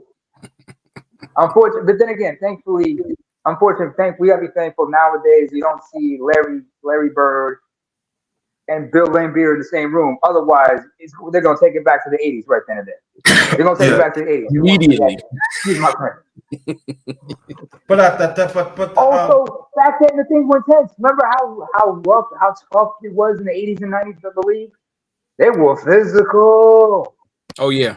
You Try put a thing on a man. going to the hole in New York. Try going the hole up on was it Anthony Mason and Patrick? Yeah, go up in there. I'm a Charles Oakley. Go in there. Charles Oakley. Charles Oakley hurt you. Yeah. You remember? I mean, remember Dennis Rodman when he played with the Pistons, he was vicious. And then when he came to, and then of course, the first thing he had to do when he came to Chicago was what? Apologize to Scottie Pippen. He said, "I'll apologize and win that championship." And I'm sure they did. Yeah. But even Rodman, he put in the work. He was in the gym. He was working out just like everybody was, and he gave it his all on the defense. He knew he couldn't score. He wasn't a scorer. That was not his assignment. That was not his position. He knew what he was supposed to do: grab them boards and frustrate the opposing team's offense. That's why he would cause a lot of disruptions. He had no problem getting technicals every once in a while. It was part of the game. Unfortunately, you got a guy like Draymond Green. Somebody needs to sit Draymond there because what this season, trying to rip. I understand he crazy and all, but somebody looking at him like, dude, do you remember? Have you ever seen The Malice in the Palace? Yeah, I remember. You remember The Malice in the Palace? Yeah, I remember that. Ron Artest, by the way, has mental health issues. He's been open about that. Mm. But you're not that kind of enforcer. You're 6'6" and trying to put a rear naked on a 7-footer. You could snap that guy's neck by accident or paralyze that dude.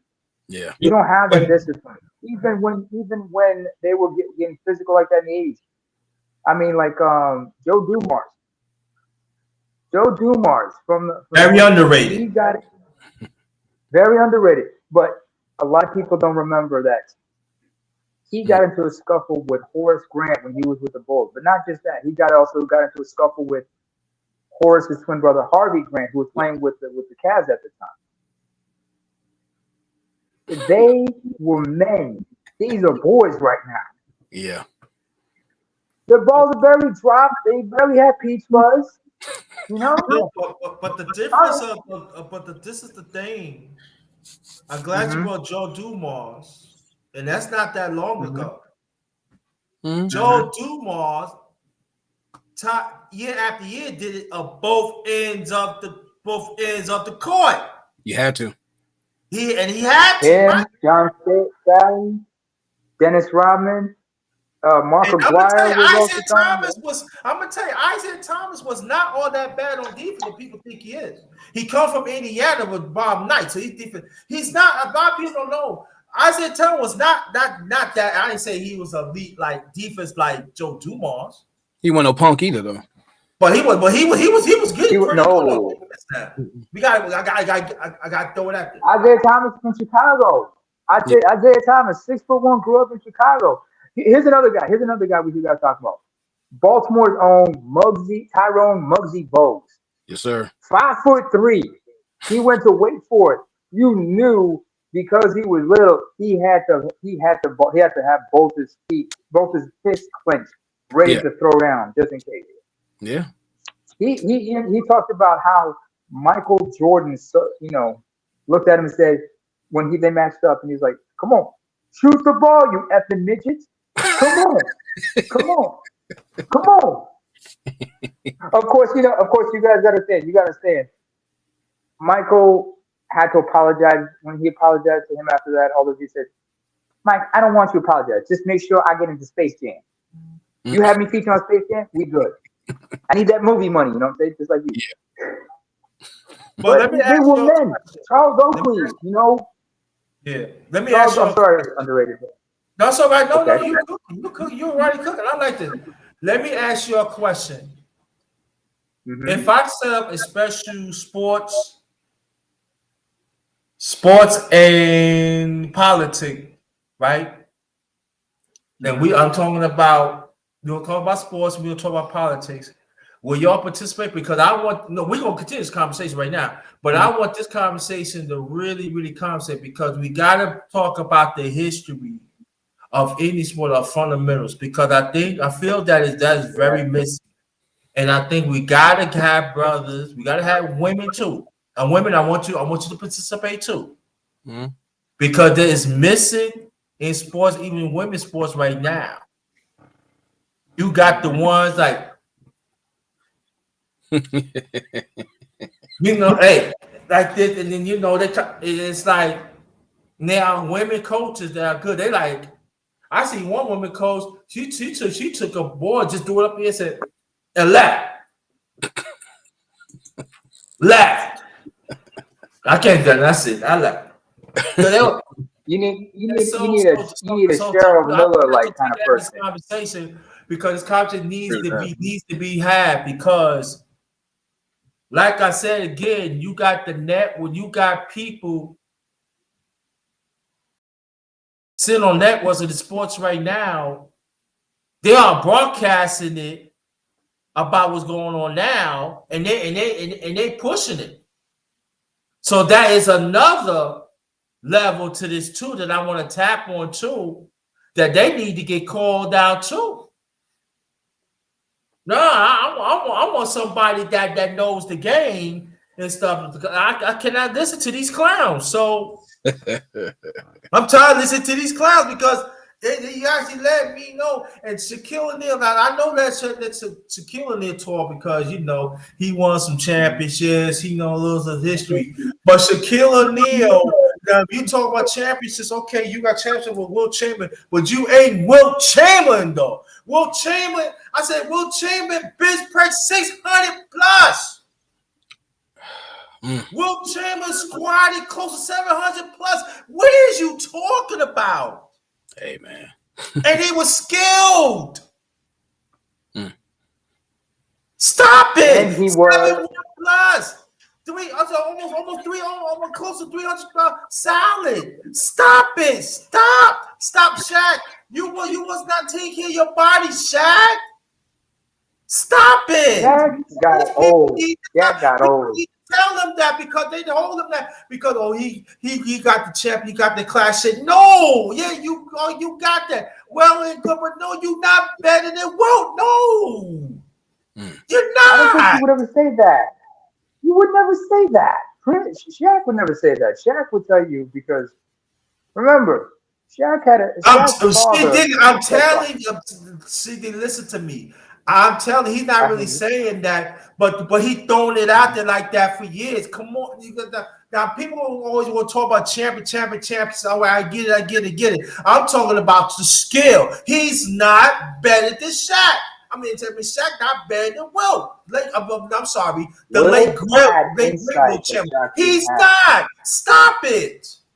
Stop it. Not every debate should not be about how many championships you win. Let's talk about skill set. He's not better than Wilt. He's not. So stop it. And I'm going to have these conversations. And I'll keep on hammering information, man. You can get down with it too. It's got to be because T. Price, brother T. Price told me, he said, yo, brother underrated, we need you back. We need your mind back. What do you mean? We need your experience. We need you. You know stuff. So I gotta bring it back. I gotta bring it back because y'all doing too much. The players is doing stuff like in the 80s and stuff. The brothers men was doing that back in the 60s. Like Jerry West. I'm sorry. The late great Jerry West, better known as the Logo. Stop it. Elgin Baylor, late great Elgin Baylor. He one of the earliest ones was doing all this and that and almost averaged a triple-double. Stop it. So stop playing with me, y'all. I would embarrass you. Oscar Robertson. We ain't gonna Big O. And I'm gonna tell you, Big O, very underrated on defense. Phil Jackson played with the Knicks with Bill Bradley. I don't know. Dave Bean, 6'2", could rise. Do you want me? I could do. Yo, listen. I'll show you how you do this. I do this very well. And I'm not, and I'm saying, my brother Ronnie know me for years. I don't brag about stuff, but I know my thing. I could do this I could do this. I'm very, very knowledgeable of sports and other stuff too. But then I'm stop it. I told people you got like you see Digley and all you gotta respect the history. DC, I'm gonna tell you, I coined this like last year. These people want they are 30-year microwave. They just want to think about 30 years. That's it. They do not want to go beyond that. And that's the problem. I'll give you something. Here's another thing underrated. Because if anybody check out Snowman in the Morning every Wednesday, you think it's bad like with the head about Shaq and Wilt. Here's another ridiculous debate. LeBron with Michael Jordan. Who wants to hear that nonsense right there? And oh, by the way, y'all need to check out Snowman in the Morning, Shameless Club. But every Wednesday they have to talk about this nonsense. And by the way, all those people who are like windmilling for LeBron, they refer to them as bronze sexuals. By the way, yeah, I've been on there for that. The bronze sexuals. We already know about that. Yeah. I mean, like, those bronze sexuals, because they're always digging and reaching and trying to say LeBron's better than Jordan. I'm like, are you out your mind? Even Stephen A. Smith has called out the nonsense. No, I say it like this: 6-6. Shut up. 6-6. Shut up. 6-6. Never went to a game 7. Never to a game 7. 6-6. 6-6. No 7. That's how I tell them. Yeah. Not to mention, you look at those two. What's the difference between LeBron and Jordan? Jordan was competitive. He didn't get a temper tantrum, although he would get upset about certain things. But he would rise, and he wanted to bring the best out of his teammates. He talked about being a leader. You know who has those similar qualities? Steph Curry over at Golden State. He's a team leader. He may not be the biggest man on the team, but he has that leadership skill. He went to college, and he was schooled by some of the best, not just his father Dell, but Muggsy Bogues taught him some of the fundamentals of being a point guard and the importance of how to be a leader on and off the court. I'm just tired. I'm just tired to talk. I'm just tired of these talks that these people. I'm talking about the networks now.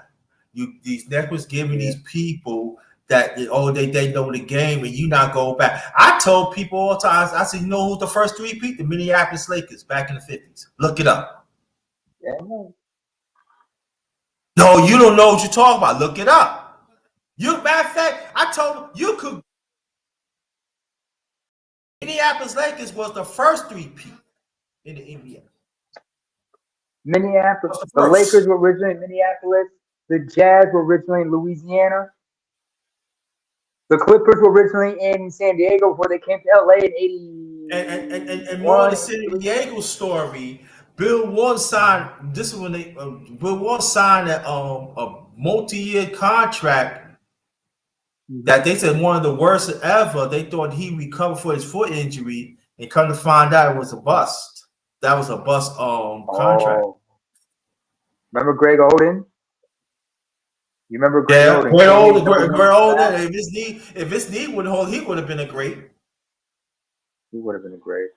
He would have been great. He was on his way. He was on his way. He was on his way, but he's moved on ever since. He moved on to do great things. Of course, let's not forget Reggie Miller could never, ever come out of the shadow of his older sister Cheryl. He's still stuck in her shadow. Don't do that, come on.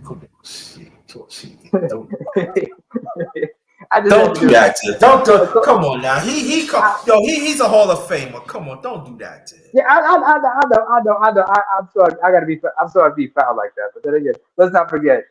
You know, we all got it's all love and it's all love. But we sometimes got to take digs at one another just like that. I'll give you a good example. Of people taking digs at each other. Let me give you an example of people taking digs. One time, it was like inside the NBA when the whole staff, what's his name? The host Simon. I forgot the name. Of the host Shaq, Charles Barkley, and Kenny Smith and everybody. When they were interviewing Kevin Garnett, and Charles wanted to take a dig at and KG and said, "Well, you great and everything. I'm a Hall of Famer. Shaq's a Hall of Famer. Kenny's a Hall of Famer. You're almost a Hall of Famer. But it's all love, you know what I'm saying?" And then, Kevin Garnett, not missing the beat, looked at him and said, "Yeah, well, I hear what you're saying. I hear what you're saying, Chuck. I'm a former NBA champion. Shaq's been an NBA champion. Kenny's been an NBA champion. I remember you were almost an NBA champion, so it's all good. You know what I'm saying? Yeah. Come on. I'm Come gonna on. tell you another name that people don't talk about is Rick Barry. That boy could dunk. Rick Barry People were was, bugging that how he oh, I'm won talking about the dunk father. championships. The father. Oh, senior. Senior. Oh, Oh, he Papa. had Yeah, game. okay. Both physical. He had game. He won a chance with Golden State back in '75. You know who was the rookie? Who? Robert Parrish. Double O, the Chief. Yeah, the Chief was rookie. So he got four. He got five. No, he got 5 championships in his career. Well, he had 4 with the Lakers and 1 with the Bulls. Because remember when he was 42, and the Celtics. Sorry, not with the Lakers. I mean, He had one. He had 3 with Boston. No, he had 3. No, 3 with Boston. One in Golden State. And then 1 with the Bulls. Because remember, he won one in Chicago. Right, His that's 5, final right? year. 5, right? Yeah, because he was part. He joined. He joined in the Bulls when Michael came back in. He joined the Bulls and was the oldest player and set the record as the oldest player to ever win an NBA championship at 42. Mm-hmm. Yeah. Because he retired that year afterwards. He was part of that second three-peat to the Bulls, and he brought experience, wisdom, and prepared some of the young dudes. Oh, here's like I mentioned Charles Oakley, right? Here's what you don't have. A lot of these young players, they don't have like an older player coming in and busting their behinds and breaking them into the league. Charles Oakley, what was his job? He broke in both Michael Jordan when he came in '84, and then when Scottie Pippen came in '87, he had to break him in, toughen him up a bit because they understood back then it was physical. And Charles Oakley doesn't get his due. Nah, he don't get his due. He definitely don't get. Let me make this announcement before we continue. Welcome to my channel, The Underrated Dark is yours truly, the #1 grinder, one of the best kept secrets on social media. We have my brother Sheik Digley. Finally he got in, and we got my brother Ronnie always part of the family, and we had James J. I don't know what's going on. You know how technology is, and I seen brother Prince PA popped up, but I know he's working and everything. And we got the other people in the chat and everything. Welcome. Just good morning to the fam. Good afternoon. Good morning to the fam. Part 21, and welcome to this conversation needs to be had. Also, wait a minute. If you wants to get on, okay. If you want to get on, y'all get on. Y'all come on, get on too. We don't discriminate over here. Once you get on, join the conversation. Conversation is for everybody. You don't discriminate. I know that we see some men like, oh, gee, your man want to talk. Don't discriminate. Come on, we want to come. Bring some change up in the piece. Not that many people want to have these conversations. I mean, I've had conversations with certain cats about certain games, about the game, about certain sports. I remember having a conversation with my father God rest his soul, about soccer and everything. And but I remember watching the game and watching how the game evolved. The same thing with the NBA. Because remember how quick, like how football was, the NFL. I mean, look how that game has evolved. Look how the players have evolved. But at the same time, there have also been some uncomfortable conversations that needed to be had, just like like in the past 20 plus years. They've had conversations about concussions and CTE and such. You're seeing these conversations now being discussed in sports like rugby, in the NHL. They have to talk about players getting all kinds of injuries. Basketball, they don't really talk much about foot injuries and whatnot. Soccer, they don't talk much about this stuff. Well, actually, they're talking about it now seriously. Or in combat sports like boxing, MMA, they're starting to have conversations about CTE and brain damage and everything. But they don't. But these are conversations that need to be had, and nobody want to understand the serious side about it. I mean, look at boxing right now. Everybody want to be like Floyd Mayweather, but and everybody said like Floyd's the greatest. I said no, Floyd's not the greatest, but he's undefeated. But do you understand how he became undefeated? Do you understand how boxers usually pad their records? How many of them talk about also like you said, well, he beat Pacquiao, but look which Pacquiao he fought. Look at the guys he fought. Where were they in their careers when he decided to fight them? He knows how to market himself. He knows when to fight a person. He's opportunistic like that. This isn't like Mike Tyson. Right. Go ahead. It's like this though, right? When you and that's why when people talking about Mayweather, when he said I'm better than Muhammad Ali, you need to be quiet. Mike Tyson wanted to slap him. I'm about boxing. I'm talking about the social content. No, you're not. Lord, no, you're not. But see, this would go back to my point saying these a lot of these networks at that den, they babysit these people. He's sitting them. They're not sitting them down and getting them the real food. And I'm talking about the truth. You're not better than Muhammad Ali. Matter of fact, you should thank Muhammad Ali. Mike Tyson, if you remember back in the day, when remember when Arsenio had his show, his original run with his late night show. He had Muhammad Ali, right? And then as a surprise guest, you had both Sugar Ray Leonard and Mike Tyson join the couch, and they sat down. And Arsenio asked, and this is before the Parkinson took over.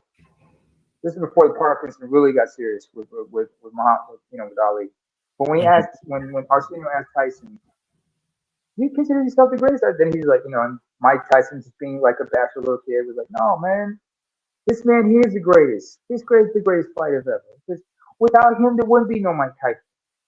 You understand? But then again, where would he be without all the greats he fought, like George Foreman, Smoking Joe Frazier, Larry Holmes, or even Ken Norton Sr., or some of the other greats he fought.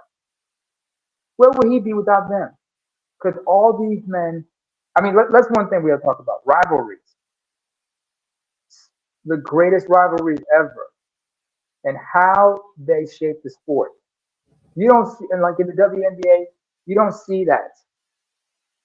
Can you name me in women's sports any big rivalries? In the WNBA? How about in the WNBA or in women's college basketball? Who are the biggest rivalries? Who talks about them when it comes to rivalries? Yeah, right. Or in the past. I said in the past it used to be Tennessee and Connecticut. Used to. Women's. And that's in the women. Okay. That's then. And then you had Connecticut Yeah, what's that other team? UConn against who? On against somebody. It was Which state? Which state? I'm trying to think what state. It was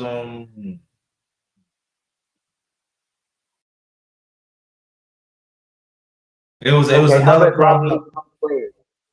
It How was about another rivalries among problem. players?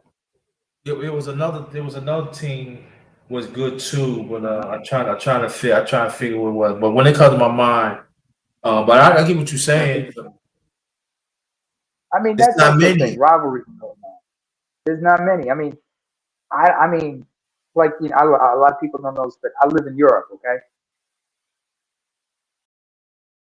and in Norway, a few years ago, was it like a decade ago, they legalized boxing, professional boxing in the country.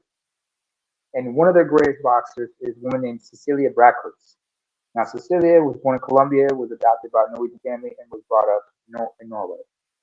She became a professional boxer and proven to be one of the greatest champions of all time in her weight class and everything. She is highly supported. She gets a national backing by the country, and they talk about trying to bring more prominence to the sport and the rivalries that she's had. But you don't see rivalries like that in sports. Because rivalries brings attention. That puts eyes on the screen. That puts butts in seats. How many? I mean, look at MMA. You got dominant champions, but you don't see great rivalries.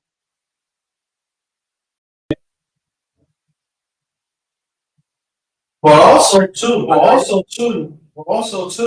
there used to be rivalries in the NBA. Boston and Milwaukee was a rivalry, but Milwaukee can never beat them in a seventh game.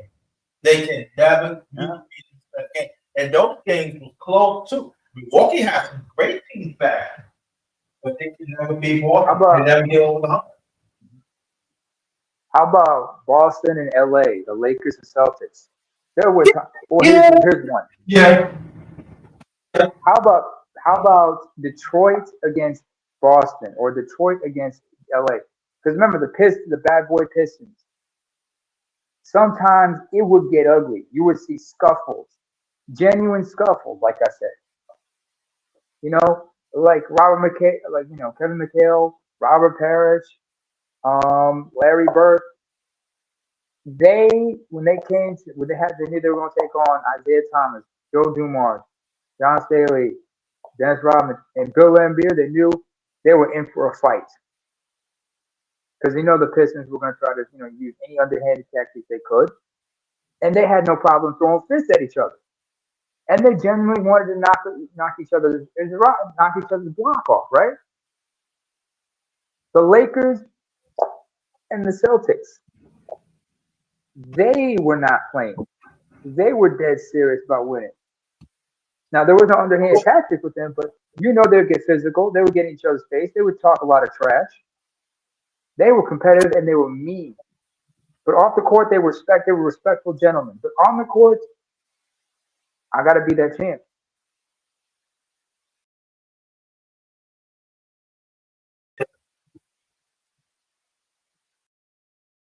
Also, it was another. Then it was another rivalry was in the mid '80s, go up to like almost end of the '80s was the Mavericks and the Lakers. Again, the Mavericks can never get past the Lakers, but the Mavericks had some great teams back in the mid '80s, going to the late '80s. But they can never beat the Lakers. That tells you something right there. And that makes Mark Aguirre. After Mark Aguirre left and went to Detroit. Can you blame him? I mean, look at baseball. Look at baseball. One of the oldest rivalries you got is the New York Yankees against the Boston Red Sox. There was going to be problems. There was going to be problems. There was going to be problems. Both teams wanted to win. and they wanted to beat each other at home and on the road. And trust and believe, it was the tension was there, it was in the air. You could cut it with a knife. You know, it's just Times where things got ugly. but I feel that But there are some robberies they should never broke it up. They should never break. I believe that. I mean, like, you know, there are some people. There are certain robberies that it should be there. Like what the NFL had done throughout the years to put certain switch teams to different to the conferences, and I was like, come on, and divisions, let certain things be. You know? like the Chiefs and Rams at one time, or like the no, not Chiefs and Rams. There was the Chiefs and the Raiders actually. Not to mention, you had like Yeah, the Chiefs and yeah. who else had a rivalry? You had See, before Cowboys and Seattle, yeah, Washington. Before Seattle went to the NFC, them and the Raiders had a rivalry. They were in the AFC. Ooh, You gotta let team. Come on now, yeah, they're doing too much. Cowboys and Niners back in the '90s. Yeah, but the police they still in the same conference. That's what I'm saying. Mm-hmm. That's the rivalry. It's not all that there, but come on. It's not what it used to be, They but do then too again, much. sometimes new rivalries need to come about. I mean, who remembers what's his name?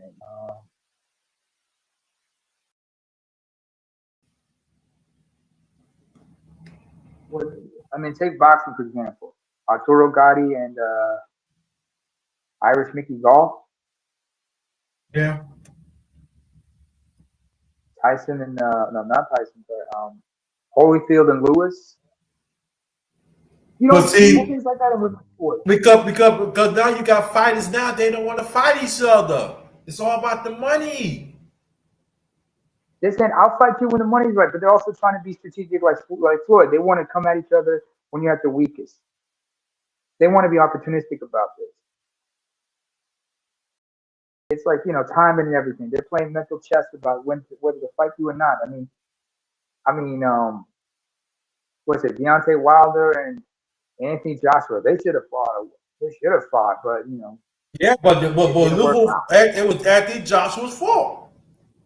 He listened to the people, and look what happened now. If he's going to If regain you that want title, he's greatness, got you to got to go take it. If you want greatness, you got to take it. The money is going to be there. No matter what, the money will be there. Yeah. Here's another thing: adversity, overcoming adversity. I remember Teddy Atlas, the trainer. He said one of the problems with Mike Tyson was overcoming adversity because if it's easy to be confident when you're dominant, but when you got to dig deep, he couldn't. That's why in the fight with Holyfield, the first fight with Holyfield got him because Holyfield could punch above his weight because he was naturally light heavyweight, so he could fight a heavyweight. And Holyfield learned from a young age that he had to overcome adversity. So he knows how to dig deep when things got tough. Buster Douglas, remember what happened when he got dropped against Tyson? He got back up, and then he dropped Tyson and won the title. But he messed up, If you remember the movie The Great White Hype, with Samuel L. Jackson, Damian Wayans, they were doing a parody of Buster Douglas after he won the title and where he messed up.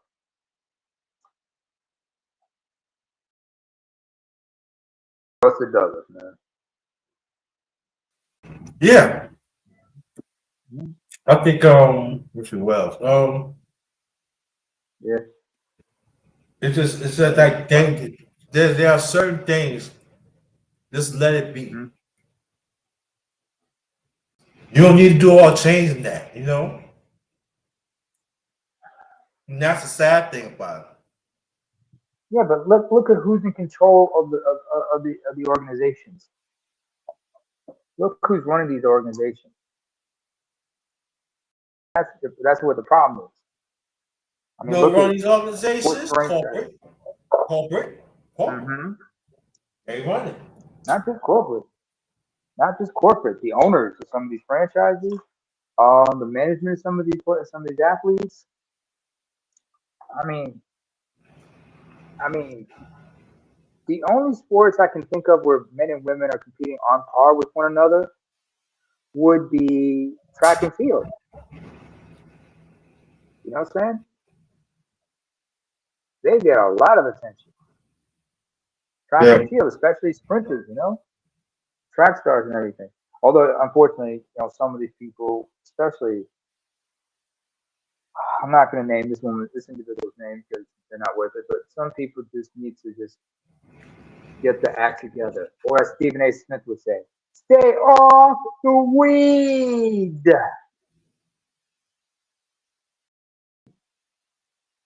Know what you're talking about. I know what you're talking about. Thank you. And there's sometimes we, oh, by the way, that we still have a couple of snowmen. They do have a couple of sound bites by Screaming A. Smith because they know what kind of a show he is. I'm not a Stephen A. Also, Smith fan. huh? I'm not a You're Stephen what? A. Smith fan anyway. I'm not a Stephen A. Smith fan anyway.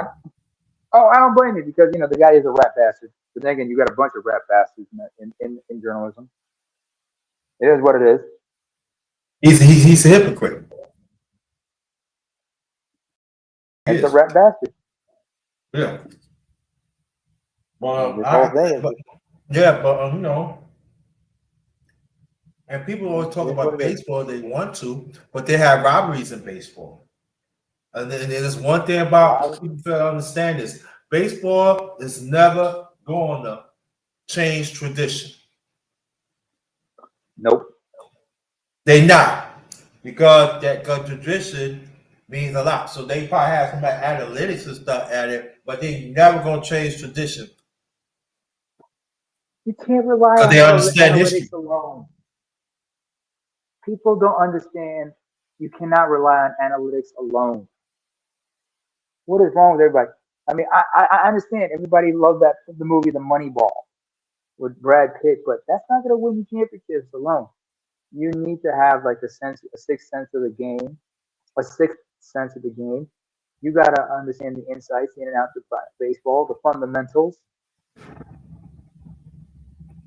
If you understand the skill set of a person, the analytics will help. But how many people, how many players, how many coaches nowadays are watching video footage of their rivals, looking for any weaknesses, any hints, subtleties that can give them an edge. Looking for, even when the analytics does serve a purpose, that doesn't tell the whole story. It gives you some indications, but it doesn't tell you everything. That's why you got to study the footage, understand the player's mindsets, mentalities, how to get into. I mean, what is your view on the pitching clock regarding baseball? Underrated. And again, I hear you. What's your view on the pitching clock? Because they say when pitchers, in between pitches, they give them like a certain amount of time. Otherwise, they're gonna reprimand them and have to walk the batter and such. Yeah, it's past time, and they've been doing it for a while. So, what is what is? It takes out that cat and mouse game that you see between the pitcher and the batter. Yeah, and but at the same time, again, harder analytics, they want to speed up the game. But that's what I'm saying. Now you messing with passing, you messing up strategy now. Because you put a picture. That's what I'm saying. Now you want the pitcher to pitch. Now you know what you're doing. You making a hit. You making a hit and getting more. You now the hitter. He more. Or you want them more advanced now. Yeah. Also, let's not forget nowadays players are getting injured more often in any sport. I understand people being tough and everything, but you got to play smart as well. You know, I understand you got to protect yourself half the time. How many football players, you know? I understand back in the day, players play tough, but you know they pay for it later down the road. You know, you see how some of them are walking everything; they can't walk right, or have concussions and such. Or if you remember the late mean Joe Green, he was a Yeah. big advocate about arthritis and raising awareness about arthritis. How many players got arthritis in their joints and whatnot from not Earl taking Campbell. proper care of themselves? Yeah. Uh, wait, Earl Campbell's got arthritis? Yeah, worse arthritis, man. I forgot what he had, but his body was breaking down. But now I heard he's doing okay. Now he walk with crutches and stuff. But at one time he was doing bad. Yeah. Oh, but he's okay now. He's I mean, walking with crutches. like I said about earlier about players with CTE, you know, their brains ain't working, their minds ain't working right, and some of them have even taken their lives and asked that their brain be donated to science to research for CTE and such. Yeah. You know, and they realized, yeah, they had CTE. They had from numerous concussions. They had their brains degenerated and whatnot. No wonder they were acting abnormal. Um, I don't know how many players have had, you know, real bad injuries that left them, you know, unable to walk right properly. I remember some players have had to overcome ACL and ACL tears, really bad, broke or one of their legs, like well, like what's his name, Lawrence Taylor. I remember he took out when he sacked one. What was the name of that? He was Washington's quarterback at the time. LT sacked him. When he broke his leg, Yeah, broke his leg, and then LT that was was like, Joe Theismann "Get of the it, Gurney, Redskins. get it." Yeah, yeah. Before they changed their name. Yeah, that team need to be changed, of course. Yeah, but you know, some players haven't been right about that. Or if you remember when the Buffalo Bills had a receiver named Don Beebe. If you remember the pogo stick play where, you know, he was jumping to catch the ball against Cleveland. He gets clipped from underneath and lands on his head. Now, fortunately, he had the muscles in his neck to keep his body strong, but he bounced off the top of his head and it was still able to catch the ball, but they had to check on him. Now, fortunately, he wasn't paralyzed and he was able to walk it off. But, you know, that was a scary moment. They call it the pogo Yeah, stick play if you ever checked it out. yeah, You know, but you know they were trained. They had their muscles trained to, you know, to avoid injury as much as possible. The players get injured. Nowadays, you're seeing players get injured more frequently because not only not doing the fundamentals, nobody's doing proper resistance training. Baseball players like pitchers, you're starting to see what they call the tendon transfer surgery or the Tommy John surgery more frequently. uh-huh. Biomechanic, you know, nobody's talking to like, you know, experts in biomechanics. With all this technology, you think they would learn the simple things to maintain their nutrition, maintain their health. Actually, someone's doing that, but why is it a lot of these younger players are these younger players because they're coming in too early. Their bodies are not mature enough to take you know, to endure the grueling pounding or the demand that or the toll that this puts on them. That's why you have to develop your body early. You got to develop your body and prepare for whatever athletic endeavor you're going to go into. If you're in for the long haul, you got to start young, but that doesn't mean you have to come into the pros prematurely when you're not mature enough and your body's not ready. Anyway, underrated. I appreciate the conversation. Thanks for Yeah, having me. make I it. got Yeah, do me a favor. Make your last remarks. I'll make my last remarks, and we gonna close out as a family. Make your last remarks, please. all right. Well, my last remark is this: there are a lot of conversations we need to have, and everything's interconnected. And I'm thank you for having me up here so we can chop it up. You know, Anytime, anytime. and you know, I appreciate it, man. I appreciate that, big brother. I just want to say, like, you know, check it. Everybody, you know, show some love to my brother, Underrated Darkness, underrated. Also, Appreciate all the brothers, you know, in the Black Manosphere, because, you know, brothers, we need to keep together, help each other out, support one another, show some love, hit that like because the likes are for free, folks. It doesn't cost you to give somebody a like, give them some support, feedback. As far as these conversations, we need to have more of these conversations. We need to be serious about this. If we're going to evolve and become better, we got to learn from the past so we don't repeat the mistakes, and not be and maintain certain traditions, but understand the fundamentals behind those traditions. We can't just preserve traditions for the sake of it. Keep what's useful, leave the rest. Learn from the past how to be better and evolve. Much love, man. Thank you. Stay right there. Oh, stay right there before the family. I just want to thank y'all. This is the last of good afternoon. This is the last of good morning to the fam, part 21. Thanks, brother Ronnie. Thanks, my brother right here. Thanks, brother J and J and Breton. Thanks, brother Chris Pierre. Thanks for everybody in the chat that had participated in this conversation. This has been great. And again, we dedicate this live to 2024 national championships. South Carolina game head coach is Don Stanley, the coaching staff, and I did not know that the Game Clocks had won two other championships. Is it 2 or 3 before that? She Digley. They won 2. They won won one 2. in Okay, won 2. 2017, one in 2017, and then one in 2022 under All right, Don Staley. so that Don, she got 4. And then she needs to be recognized for that. No, that's 3. That's 3. That's 3 she has with them as the head All coach. right, 3. All right, 3.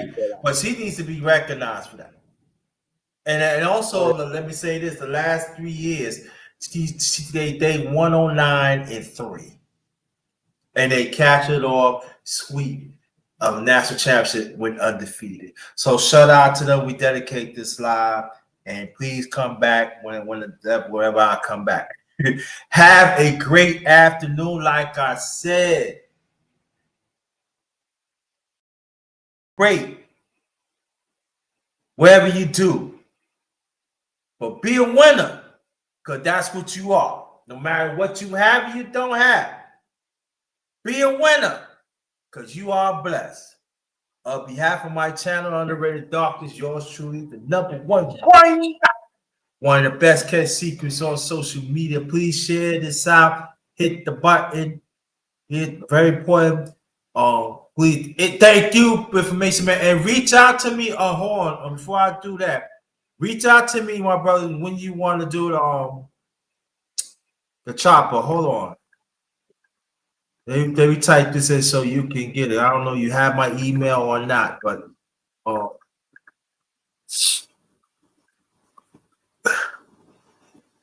don't know you have my email or not because it's been a while. So here goes my email. So reach out to me and let me know information, man, when you want to do the chop up, and then we take it from there. So have a great afternoon. Be blessed.